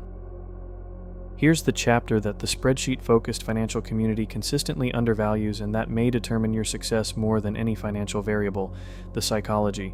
Because the 10-year retirement plan is a behavioral challenge as much as a mathematical one, and the people who fail at it almost never fail because the math stopped working. They fail because the mental and emotional demands of a 10-year commitment became unsustainable. The marathon problem. 10 years is a long time. It's long enough that the motivational intensity that accompanied the decision to pursue financial independence, the excitement, the clarity of purpose, the determination to make it work, will fade multiple times before you reach the destination. This isn't a character flaw. It's the normal experience of any long-term commitment. The plans that succeed are not the ones maintained by constant high motivation. They're the ones built on systems and structures that produce the right behaviors even when motivation is low. Even during the periods when the goal feels distant, the trade-offs feel acute, and the conventional life you're not living feels appealing. The specific mental challenge of year 3 to year 6, the middle of the 10-year plan, where progress is real but the goal is still far away, is the period that breaks the most plans. The initial excitement has faded. The visible progress is gradual rather than dramatic. The lifestyle trade-offs are fully present. The retirement freedom is still years away. Everything about this period works against sustained commitment. The defense is the same as the defense for any long-haul commitment, breaking the 10-year goal into shorter horizon milestones that provide more frequent reinforcement, celebrating achievements at each milestone rather than only at the final destination, and connecting the daily behaviors to the larger purpose rather than experiencing them as isolated sacrifices. The social pressure problem. Here's the specific psychological stress that 10-year retirement plans produce that most other financial goals don't. Social pressure from peers living the standard consumption lifestyle. Not necessarily overt pressure. Most people aren't directly criticized for saving aggressively, but the ambient pressure of a social environment where your choices are visibly different from everyone else's creates a constant low-level friction that accumulates over years. When your colleagues are upgrading their apartments and you're staying put, when your friends are buying new cars and you're driving the same paid-off one you bought 3 years ago, when the social activities of your peer group cost more than your discretionary budget allows, when you explain your financial philosophy to someone who looks at you with a combination of incomprehension and pity. These moments are individually small and collectively taxing. The specific defenses, finding community with people who share your financial philosophy. The FIRE community, online and increasingly in person, provides a reference group that normalizes financial independence pursuit in a way that your conventional lifestyle social circle can't. Having people who understand your choices, celebrate your milestones, and relate to your challenges from personal experience is not a luxury in a 10-year plan. It's a genuine psychological resource. The second defense, not proselytizing. The people who find the 10-year retirement journey most socially sustainable are the ones who pursue it without making it a topic of constant conversation with people who haven't chosen it. You don't need to justify your choices to people who haven't asked. You don't need to convert your colleagues to the FIRE philosophy. You need to execute the plan and let the outcome speak for itself. The delayed gratification challenge. Here's the core psychological tension of a 10-year retirement plan.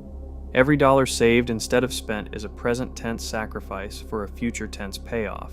For 10 years, without the future tense payoff arriving to validate the sacrifice, the human brain is not naturally equipped for this trade-off.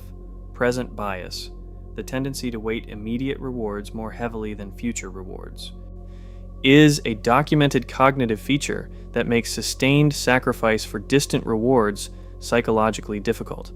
The latte you don't buy today doesn't feel connected to the retirement freedom 10 years from now in the same visceral way that the latte feels connected to the immediate pleasure of drinking it. The defense against present bias is making the future reward more psychologically real.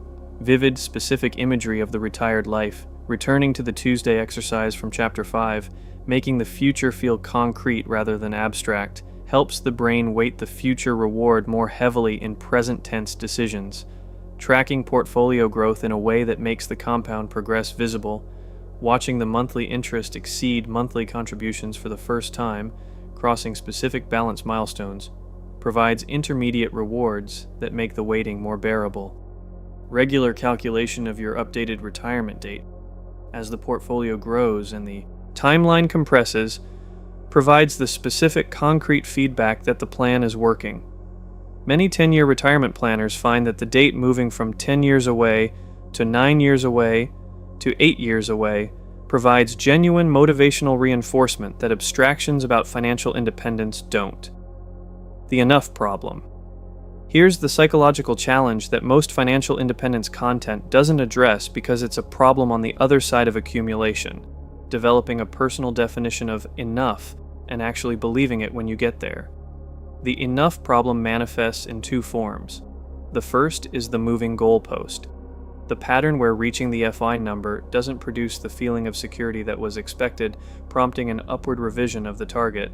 I thought $1,500,000 would be enough, but now I think I really need $1,800,000. This can repeat indefinitely, with the FI number always slightly ahead of the portfolio. The second form is the risk anxiety that accompanies actually having enough, the fear that the portfolio will fail, that the 4% rule won't hold, that some unforeseen event will exhaust the savings, that leaving employment income behind is more dangerous than the math suggests. This anxiety is normal and doesn't indicate that the plan was wrong or the number was insufficient. It indicates that financial security is a psychological state that doesn't automatically follow from a financial condition. The defense against the enough problem, defining your FI number and your retirement date before you're close to them with specific criteria that are as objective as possible, and committing explicitly to trusting the math when you arrive at the destination, recognizing that the anxiety you'll feel at retirement day is a normal part of the transition rather than evidence that the plan is inadequate. Chapter 9. The People Who've Done It. What actual 10-year retirees have in common. Here's the chapter that provides the most powerful answer to the question, can you actually retire in 10 years? Not through math, but through the documented patterns of the people who have actually done it. Tens of thousands of people have achieved financial independence in their 30s and 40s and documented their journeys publicly in enough detail that consistent patterns emerge. These aren't cherry-picked outliers or Silicon Valley unicorns. Many of them are teachers, nurses, engineers, accountants, tradespeople, and government employees who earned ordinary incomes and made extraordinary decisions about what to do with them. Here's what they have in common. Pattern 1. They made a specific decision at a specific moment. Almost universally, the people who achieve 10-year retirement describe a specific moment of decision. Not a gradual drift toward financial independence, but a conscious, deliberate choice to make it the central organizing project of their financial life. The specific trigger varies: a book that changed their relationship with money and work, a calculation that revealed how close financial independence actually was if certain changes were made, a career or life event that made the conventional path suddenly unacceptable, a health event that changed the relationship with time in a way that made waiting until 65 feel genuinely unaffordable. The specificity of the decision matters. The people who generally try to save more and move gradually toward early retirement don't get there. The people who decide specifically, 10 years, specific number, specific plan, do. Pattern 2. They optimized income and expenses simultaneously. Here's the pattern that surprises people who assume 10-year retirement is primarily about extreme frugality.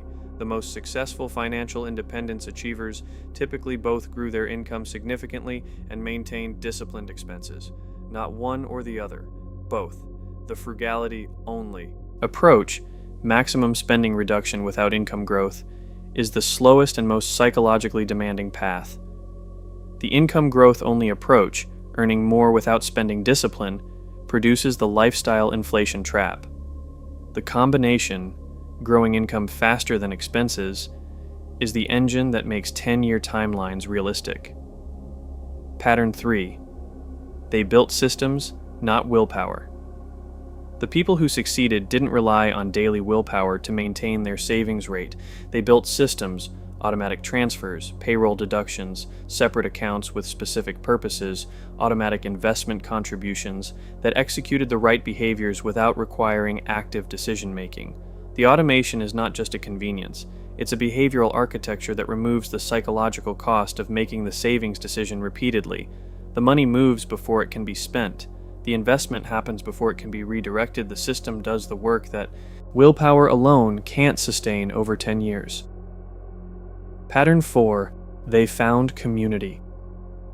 Almost every documented 10-year retirement achiever describes the importance of community, finding other people pursuing the same goal, whose choices and priorities reflect their own, who normalize the financial independence pursuit in a way that the conventional lifestyle social circle couldn't. The FIRE community, through forums like Reddit's r/financial independence, through blogs, through podcasts, through local meetups, provides this community for tens of thousands of people. The community serves a psychological function. It makes the unusual choice feel normal, the trade-offs feel worthwhile, and the goal feel achievable in a way that matters for sustaining decade-long commitment. Pattern 5. They had a clear vision of the life they were building. Toward the people who achieved financial independence and thrived in it had answered the retiring to question before they retired. They had specific projects, specific communities, specific contributions planned. They didn't just know their FI number and their retirement date. They knew what Tuesday looked like. The people who struggled in early retirement, who returned to work not out of financial necessity but out of purposelessness or identity loss, are the ones who treated financial independence as the destination rather than as the platform for a life they'd already designed. Pattern 6. They adjusted without abandoning. Here's the pattern that most clearly distinguishes the people who completed 10-year plans from the people who tried. They adjusted when circumstances required it without abandoning the goal. Job loss was addressed with career pivots, not plan cancellation. Market downturns were absorbed with extended timelines, not liquidation. Unexpected expenses were handled with temporary savings rate reductions, not permanent goal revision. Life changes, new relationships, children, relocated parents were incorporated into the plan rather than used as reasons to abandon it. 10 years is long enough that something significant will disrupt the plan. The people who succeeded treated disruptions as inputs to an ongoing plan adjustment rather than as evidence that the plan didn't work. Chapter 10. The 10-Year Retirement FAQ. Every question you were afraid to ask. Here's the reality of any comprehensive financial topic. No matter how thoroughly the main content covers the subject, there's always a collection of specific, pointed, sometimes awkward questions that didn't fit cleanly into the structured chapters, but that are sitting in the back of your mind demanding answers. This chapter is those questions. The ones you'd ask if you had 30 minutes with someone who had actually done this and would give you straight answers without the diplomatic hedging. Real questions, real answers. No padding. Q. I'm 45. Is it too late to retire in 10 years? This is the question asked by approximately half the people who discover the FIRE concept after their 20s, and the answer is more encouraging than the youth-obsessed FIRE community sometimes implies. No, it is not too late. Retiring at 55 is still 15 years earlier than the conventional retirement age. It still represents decades of financially free life ahead. And the 45-year-old pursuing financial independence has specific advantages that the 25-year-old doesn't.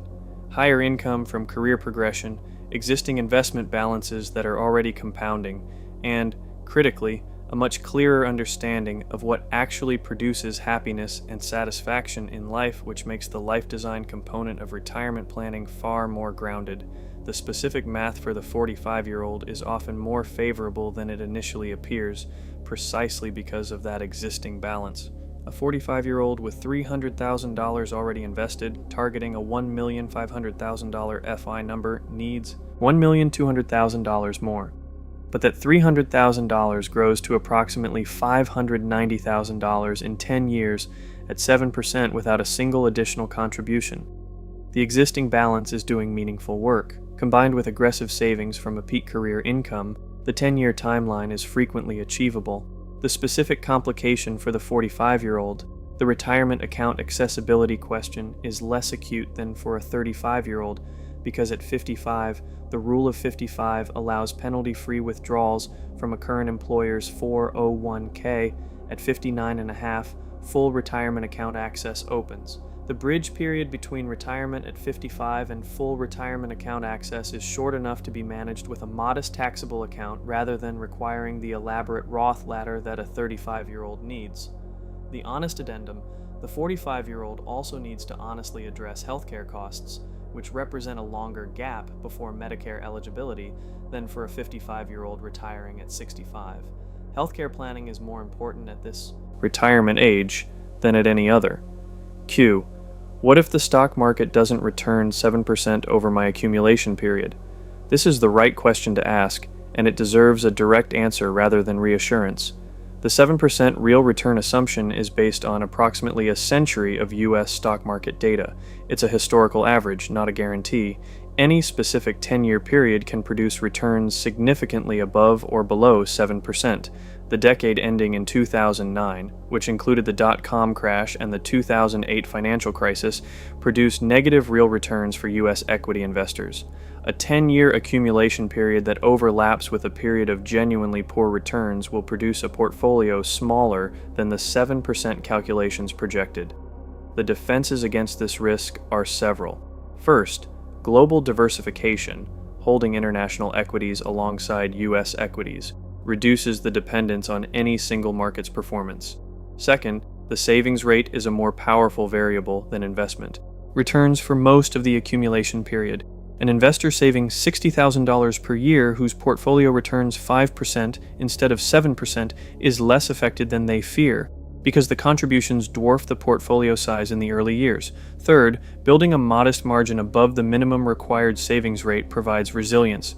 If returns disappoint, the plan survives at a slightly extended timeline rather than failing entirely. The specific scenario that's most dangerous, a terrible return sequence in the final 2 to 3 years of accumulation that hits the portfolio just before retirement, reducing it below the FY number at the moment you plan to stop contributing. The defense is maintaining flexibility about the exact retirement date, being willing to work one additional year if the portfolio is below target due to a market downturn, rather than treating the 10-year date as immovable regardless of market conditions. The honest assessment, the 7% assumption, is conservative relative to the full historical record, but optimistic relative to any specific decade.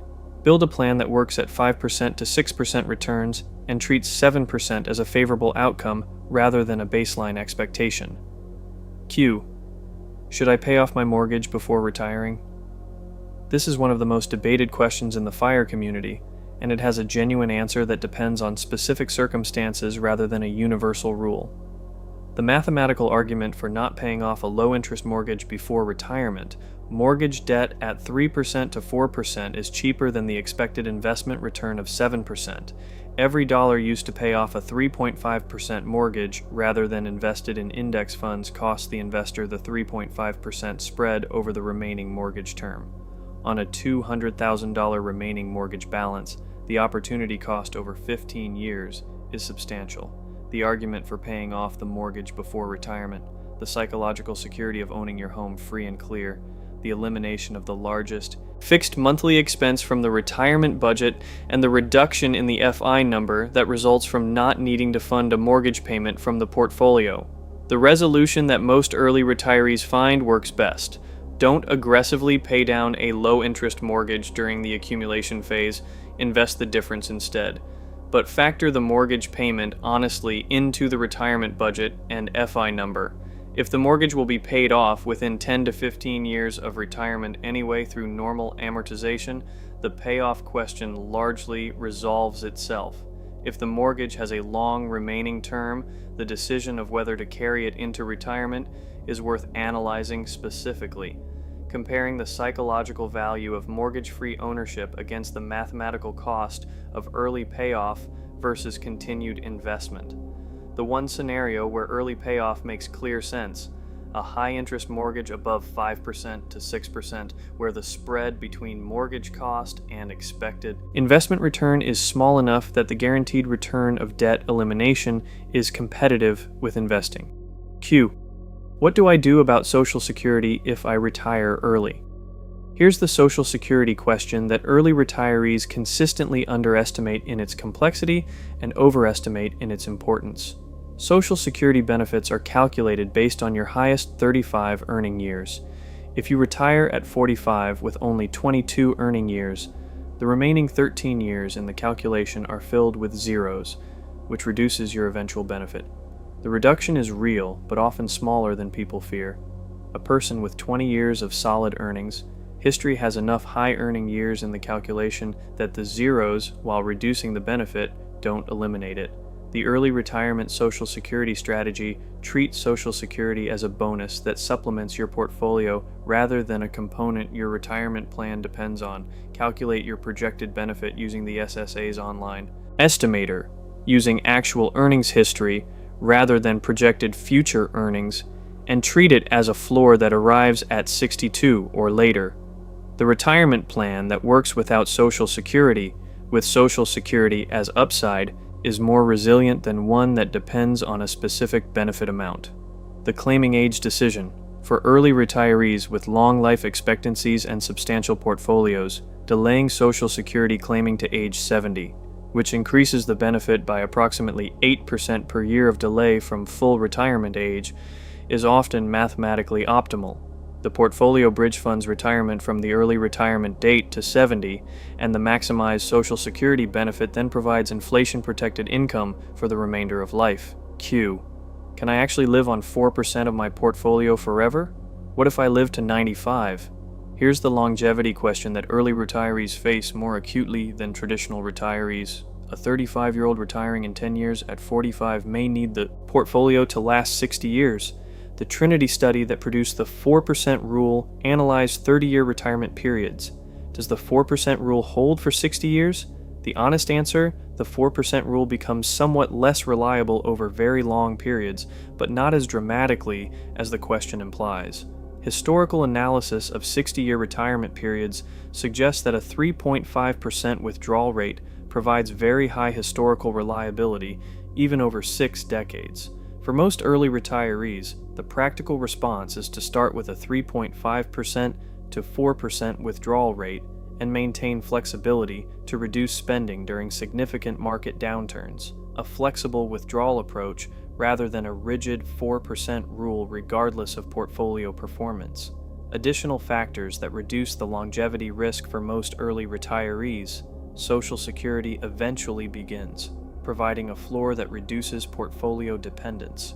Part-time or flexible income during the early retirement years, the barista fire approach, reduces portfolio withdrawals during the highest sequence of returns risk period. Portfolio growth during good market years builds a cushion against the lean years. The specific concern about living to 95 is real and worth planning for, but the solution isn't a dramatically lower withdrawal rate that requires an enormous portfolio. It's flexibility, the ability to adjust spending downward during poor market periods, to earn modest supplemental income when needed, and to treat the 4% rule as a guideline rather than a rigid commitment. Q.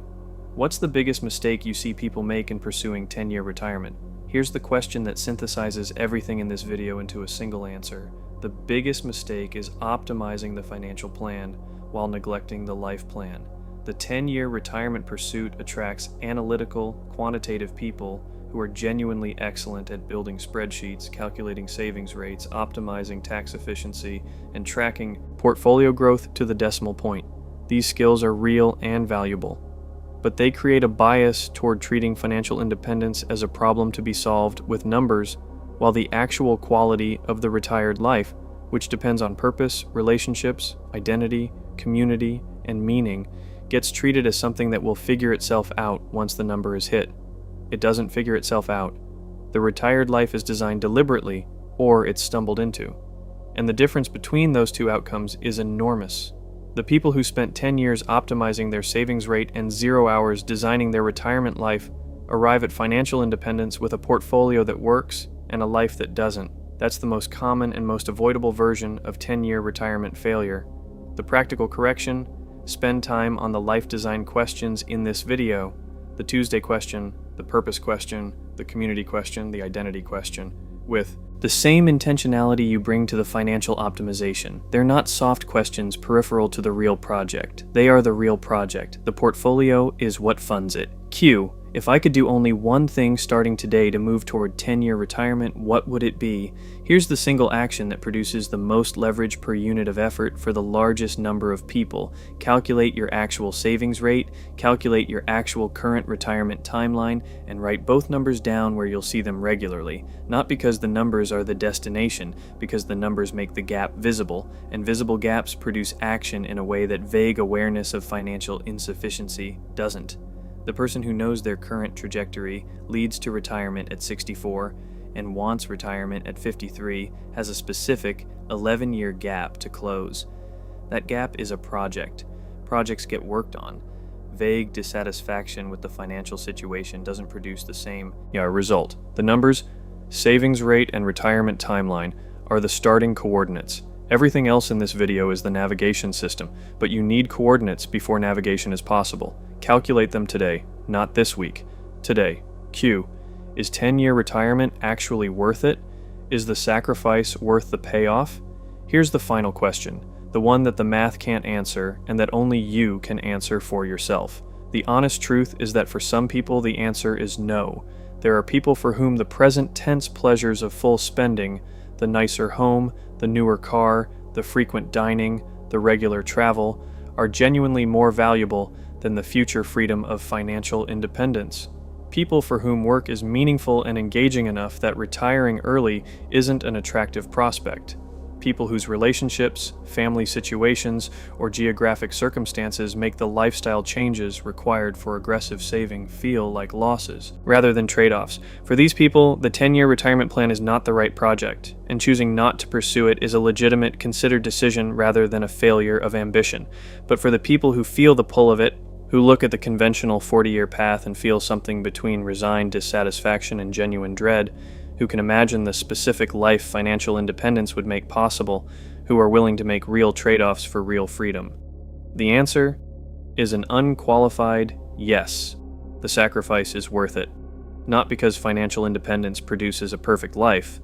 It doesn't. But because choosing your life rather than defaulting into it is worth almost any price. And 10 years of intentional trade-offs is not that high a price for the 60 years of freedom that follows.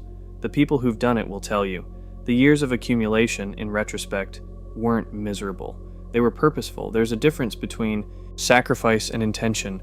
What looks like sacrifice from the outside feels like intention from the inside when you know specifically what you're building and why. The freedom on the other side isn't a fantasy, it's real and it's available. And for the people willing to build it, 10 years is not too long to wait. Chapter 11. The one thing that separates the people who do it from the people who don't. Every chapter in this video has given you something specific. The math, the plan, the income levels, the lifestyle design, the obstacles, the psychology, the FAQ. By now you have more actionable information about 10-year retirement than most financial advisors could give you in 3 paid consultations. And yet, information is not the bottleneck. It has never been the bottleneck. If information were the bottleneck, everyone who read a personal finance book would be financially independent. Everyone who watched a YouTube video about investing would have a funded Roth IRA. Everyone who understood compound interest intellectually would be letting it work for them in practice. They don't. They aren't. They're not. So what actually separates the people who achieve 10-year retirement from the people who understand it, find it compelling, bookmark the video, intend to start, and look up 5 years later to find themselves exactly where they were? Same savings rate, same lifestyle, same timeline, slightly more cynical about whether change is actually possible for them specifically? One thing, it's not intelligence, it's not income, it's not perfect market timing or an unusually frugal childhood or a partner who happens to share the exact same financial philosophy.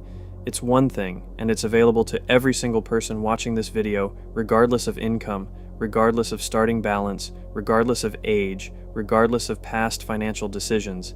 It's the decision to actually start, not the intention to start, not the plan to start when the timing is better. Not the mental commitment to start after the next vacation, after the holiday season, after the car is paid off, after the kids are older, after things settle down at work. The actual behavioral this week start, the opening of the brokerage account, the increase of the 401k contribution, the spreadsheet with the actual numbers from the actual bank statements, the first real calculation of the actual savings rate and the actual retirement timeline. Why the start is everything. Here's why the start is the separating factor and not any subsequent step. The people who actually start discover something that the people who only plan never learn. The plan in practice is more manageable than it looked from the outside. The lifestyle trade-offs once made are less painful than anticipated. The momentum that accumulates from the first 6 months of real execution is more motivating than any amount of pre-start research and inspiration. The identity shift from person who intends to pursue financial independence to person who is actively pursuing financial independence produces changes in daily decision-making that no amount of information consumption alone can replicate. There's a specific psychological mechanism behind this. Psychologists call it behavioral activation. the well-documented phenomenon where action produces motivation rather than the other way around. Most people are waiting to feel motivated enough to start. They're waiting for the inspiration, the clarity, the certainty that this is the right path and the right moment. But motivation doesn't reliably precede action in the way people intuitively expect it to. More often, motivation follows action. The first contribution to the Roth IRA produces more motivation to make the second one than any amount of reading about Roth IRAs ever could. The first month of tracking actual spending produces more clarity about financial priorities than 3 months of thinking about tracking spending. The action comes first, the motivation follows. Waiting for the motivation to arrive before taking action is waiting for a bus that boards from the other direction.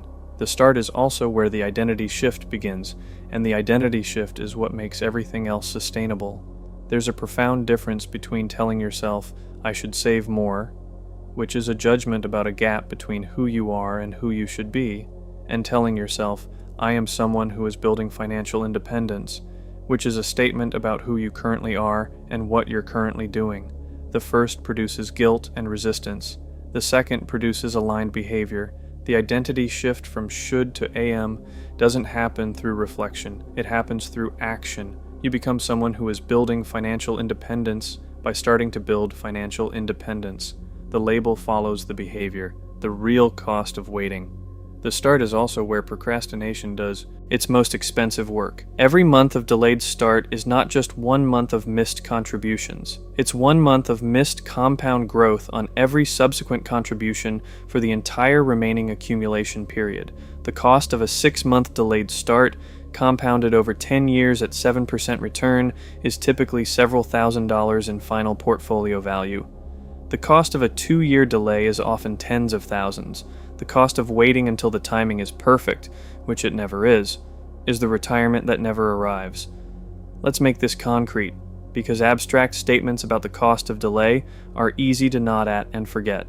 An investor who starts contributing $3,000 per month to a portfolio earning 7% annually and does so for exactly 10 years ends up with approximately $497,000.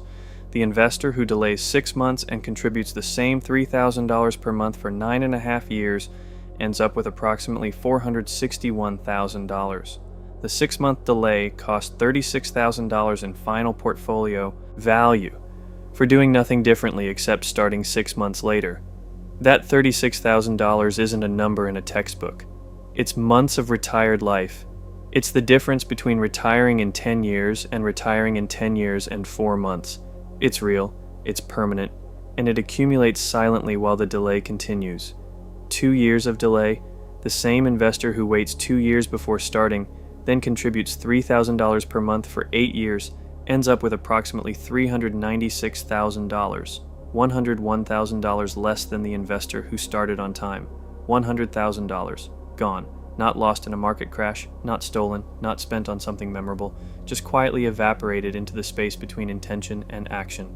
This is what procrastination actually costs in the compound interest environment. Not inconvenience, not a slightly longer timeline. Real, large, permanent dollar amounts that represent real, large, permanent chunks of financial independence. Every month the decision is deferred is a month of this cost quietly accumulating. The perfect timing illusion. The timing will never be perfect. This statement deserves more than a passing mention, because the perfect timing illusion is one of the most sophisticated and most expensive forms of self-deception available in personal finance. There will always be a reason that this particular moment is slightly suboptimal for beginning. The market is too high, or too low, or too volatile. The income is good, but might improve further if you wait. The expenses are temporarily elevated due to a specific situation that will normalize soon. The information isn't quite complete, and a little more research would clarify the optimal approach. The political environment is uncertain in ways that make large financial commitments feel premature. The job situation might change. The housing situation is in flux. These reasons are not fabrications. They're true. The market really is whatever it is at any given moment. The income genuinely might improve. The expenses probably will normalize. More research really is always available. But here's the thing that the perfect timing illusion obscures. These conditions are not temporary features of the current moment that will resolve into a clearly better starting environment. They are permanent features of reality.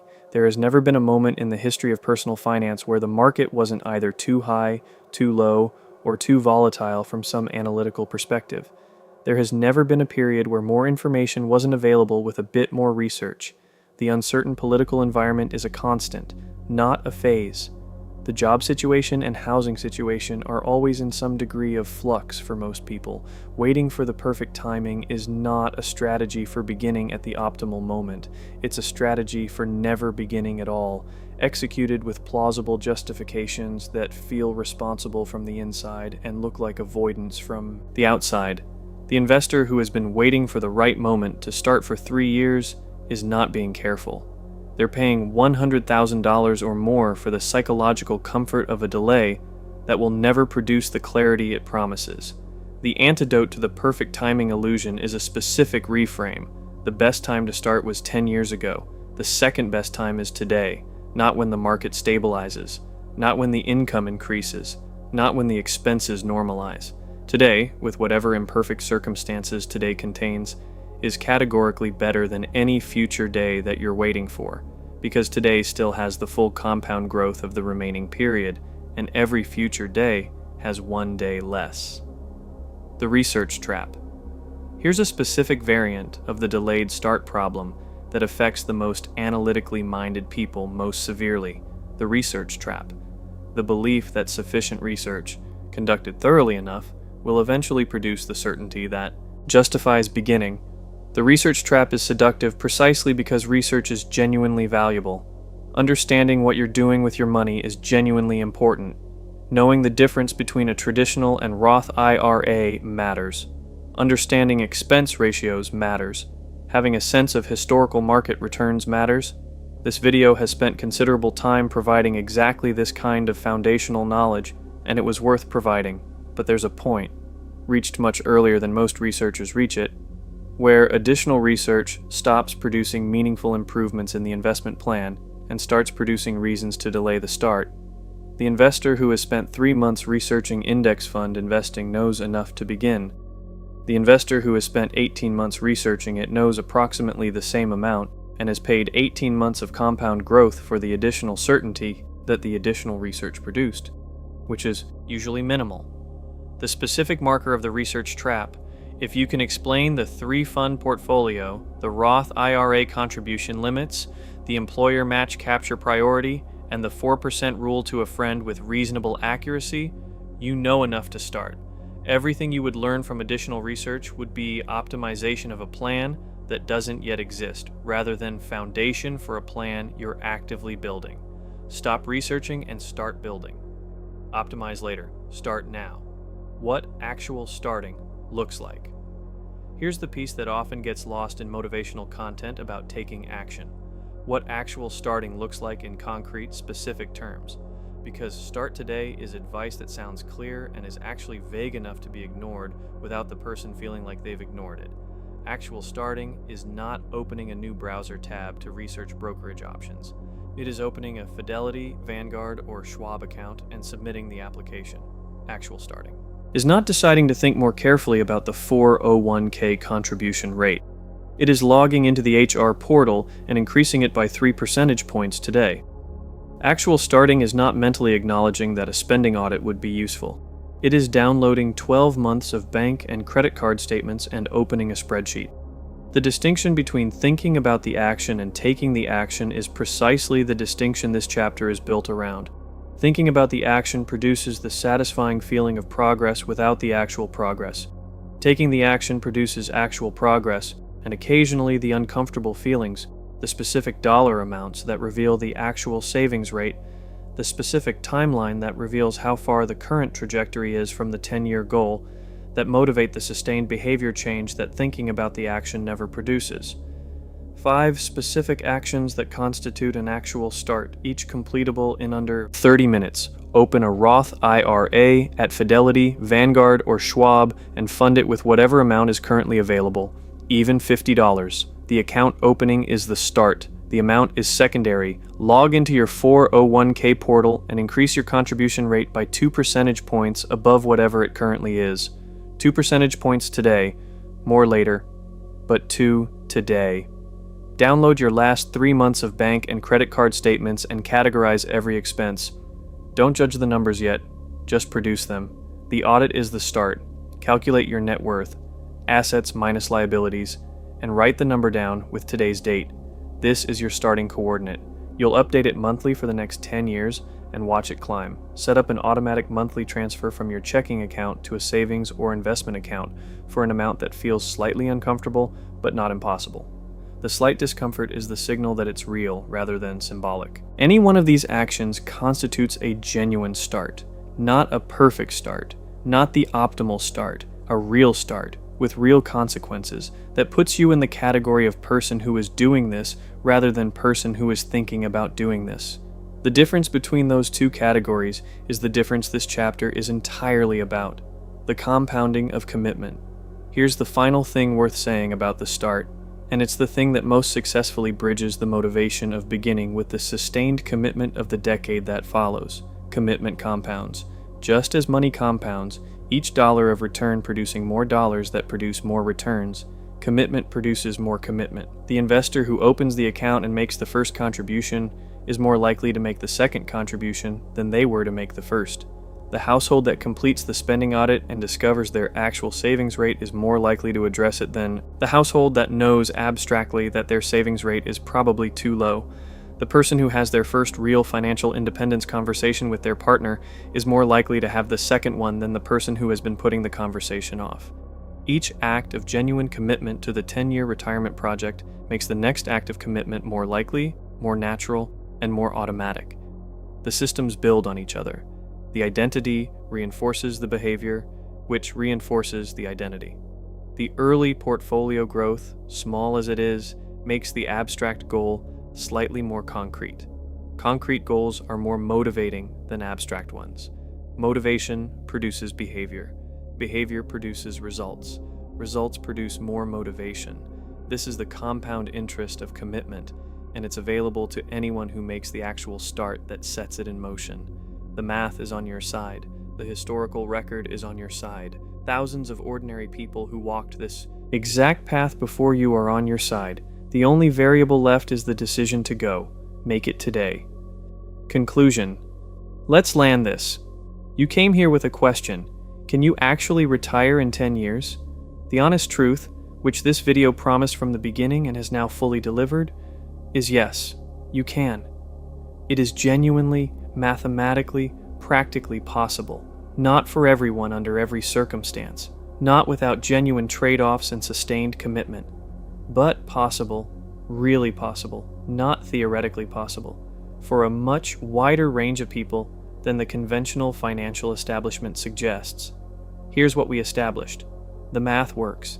A savings rate of 65% to 75%, sustained over 10 years with investment returns at historical average rates, produces financial independence regardless of income level, with the specific numbers varying and the specific trade-offs varying by starting point. The calculation is not a trick or an optimistic assumption.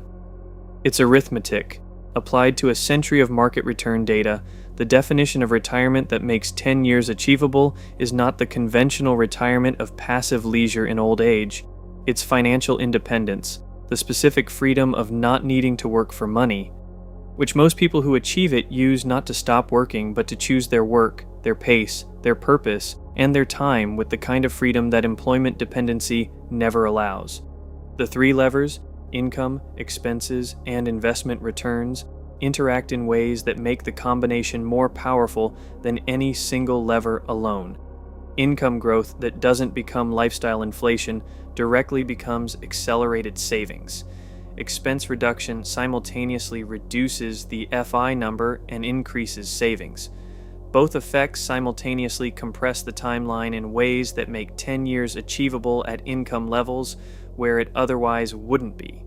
The specific plan has 3 phases: foundation, accumulation engine, final push, and transition, each with specific priorities and specific milestones that translate the 10-year goal from an aspiration into a project with measurable progress at each stage. The obstacles are real. Lifestyle inflation, income plateaus, major life expenses, partner misalignment, identity questions, and market timing risk all pose genuine threats to 10-year plans. The plans that succeed aren't the ones that avoided these obstacles. They're the ones that were built with explicit awareness of them and structural defenses against each one. The psychological journey is as demanding as the financial one. The middle years of a 10-year plan, years 3 through 6, are where most plans fail, not because the math stops working, but because the motivation fades and the systems aren't robust enough to sustain the right behaviors without it.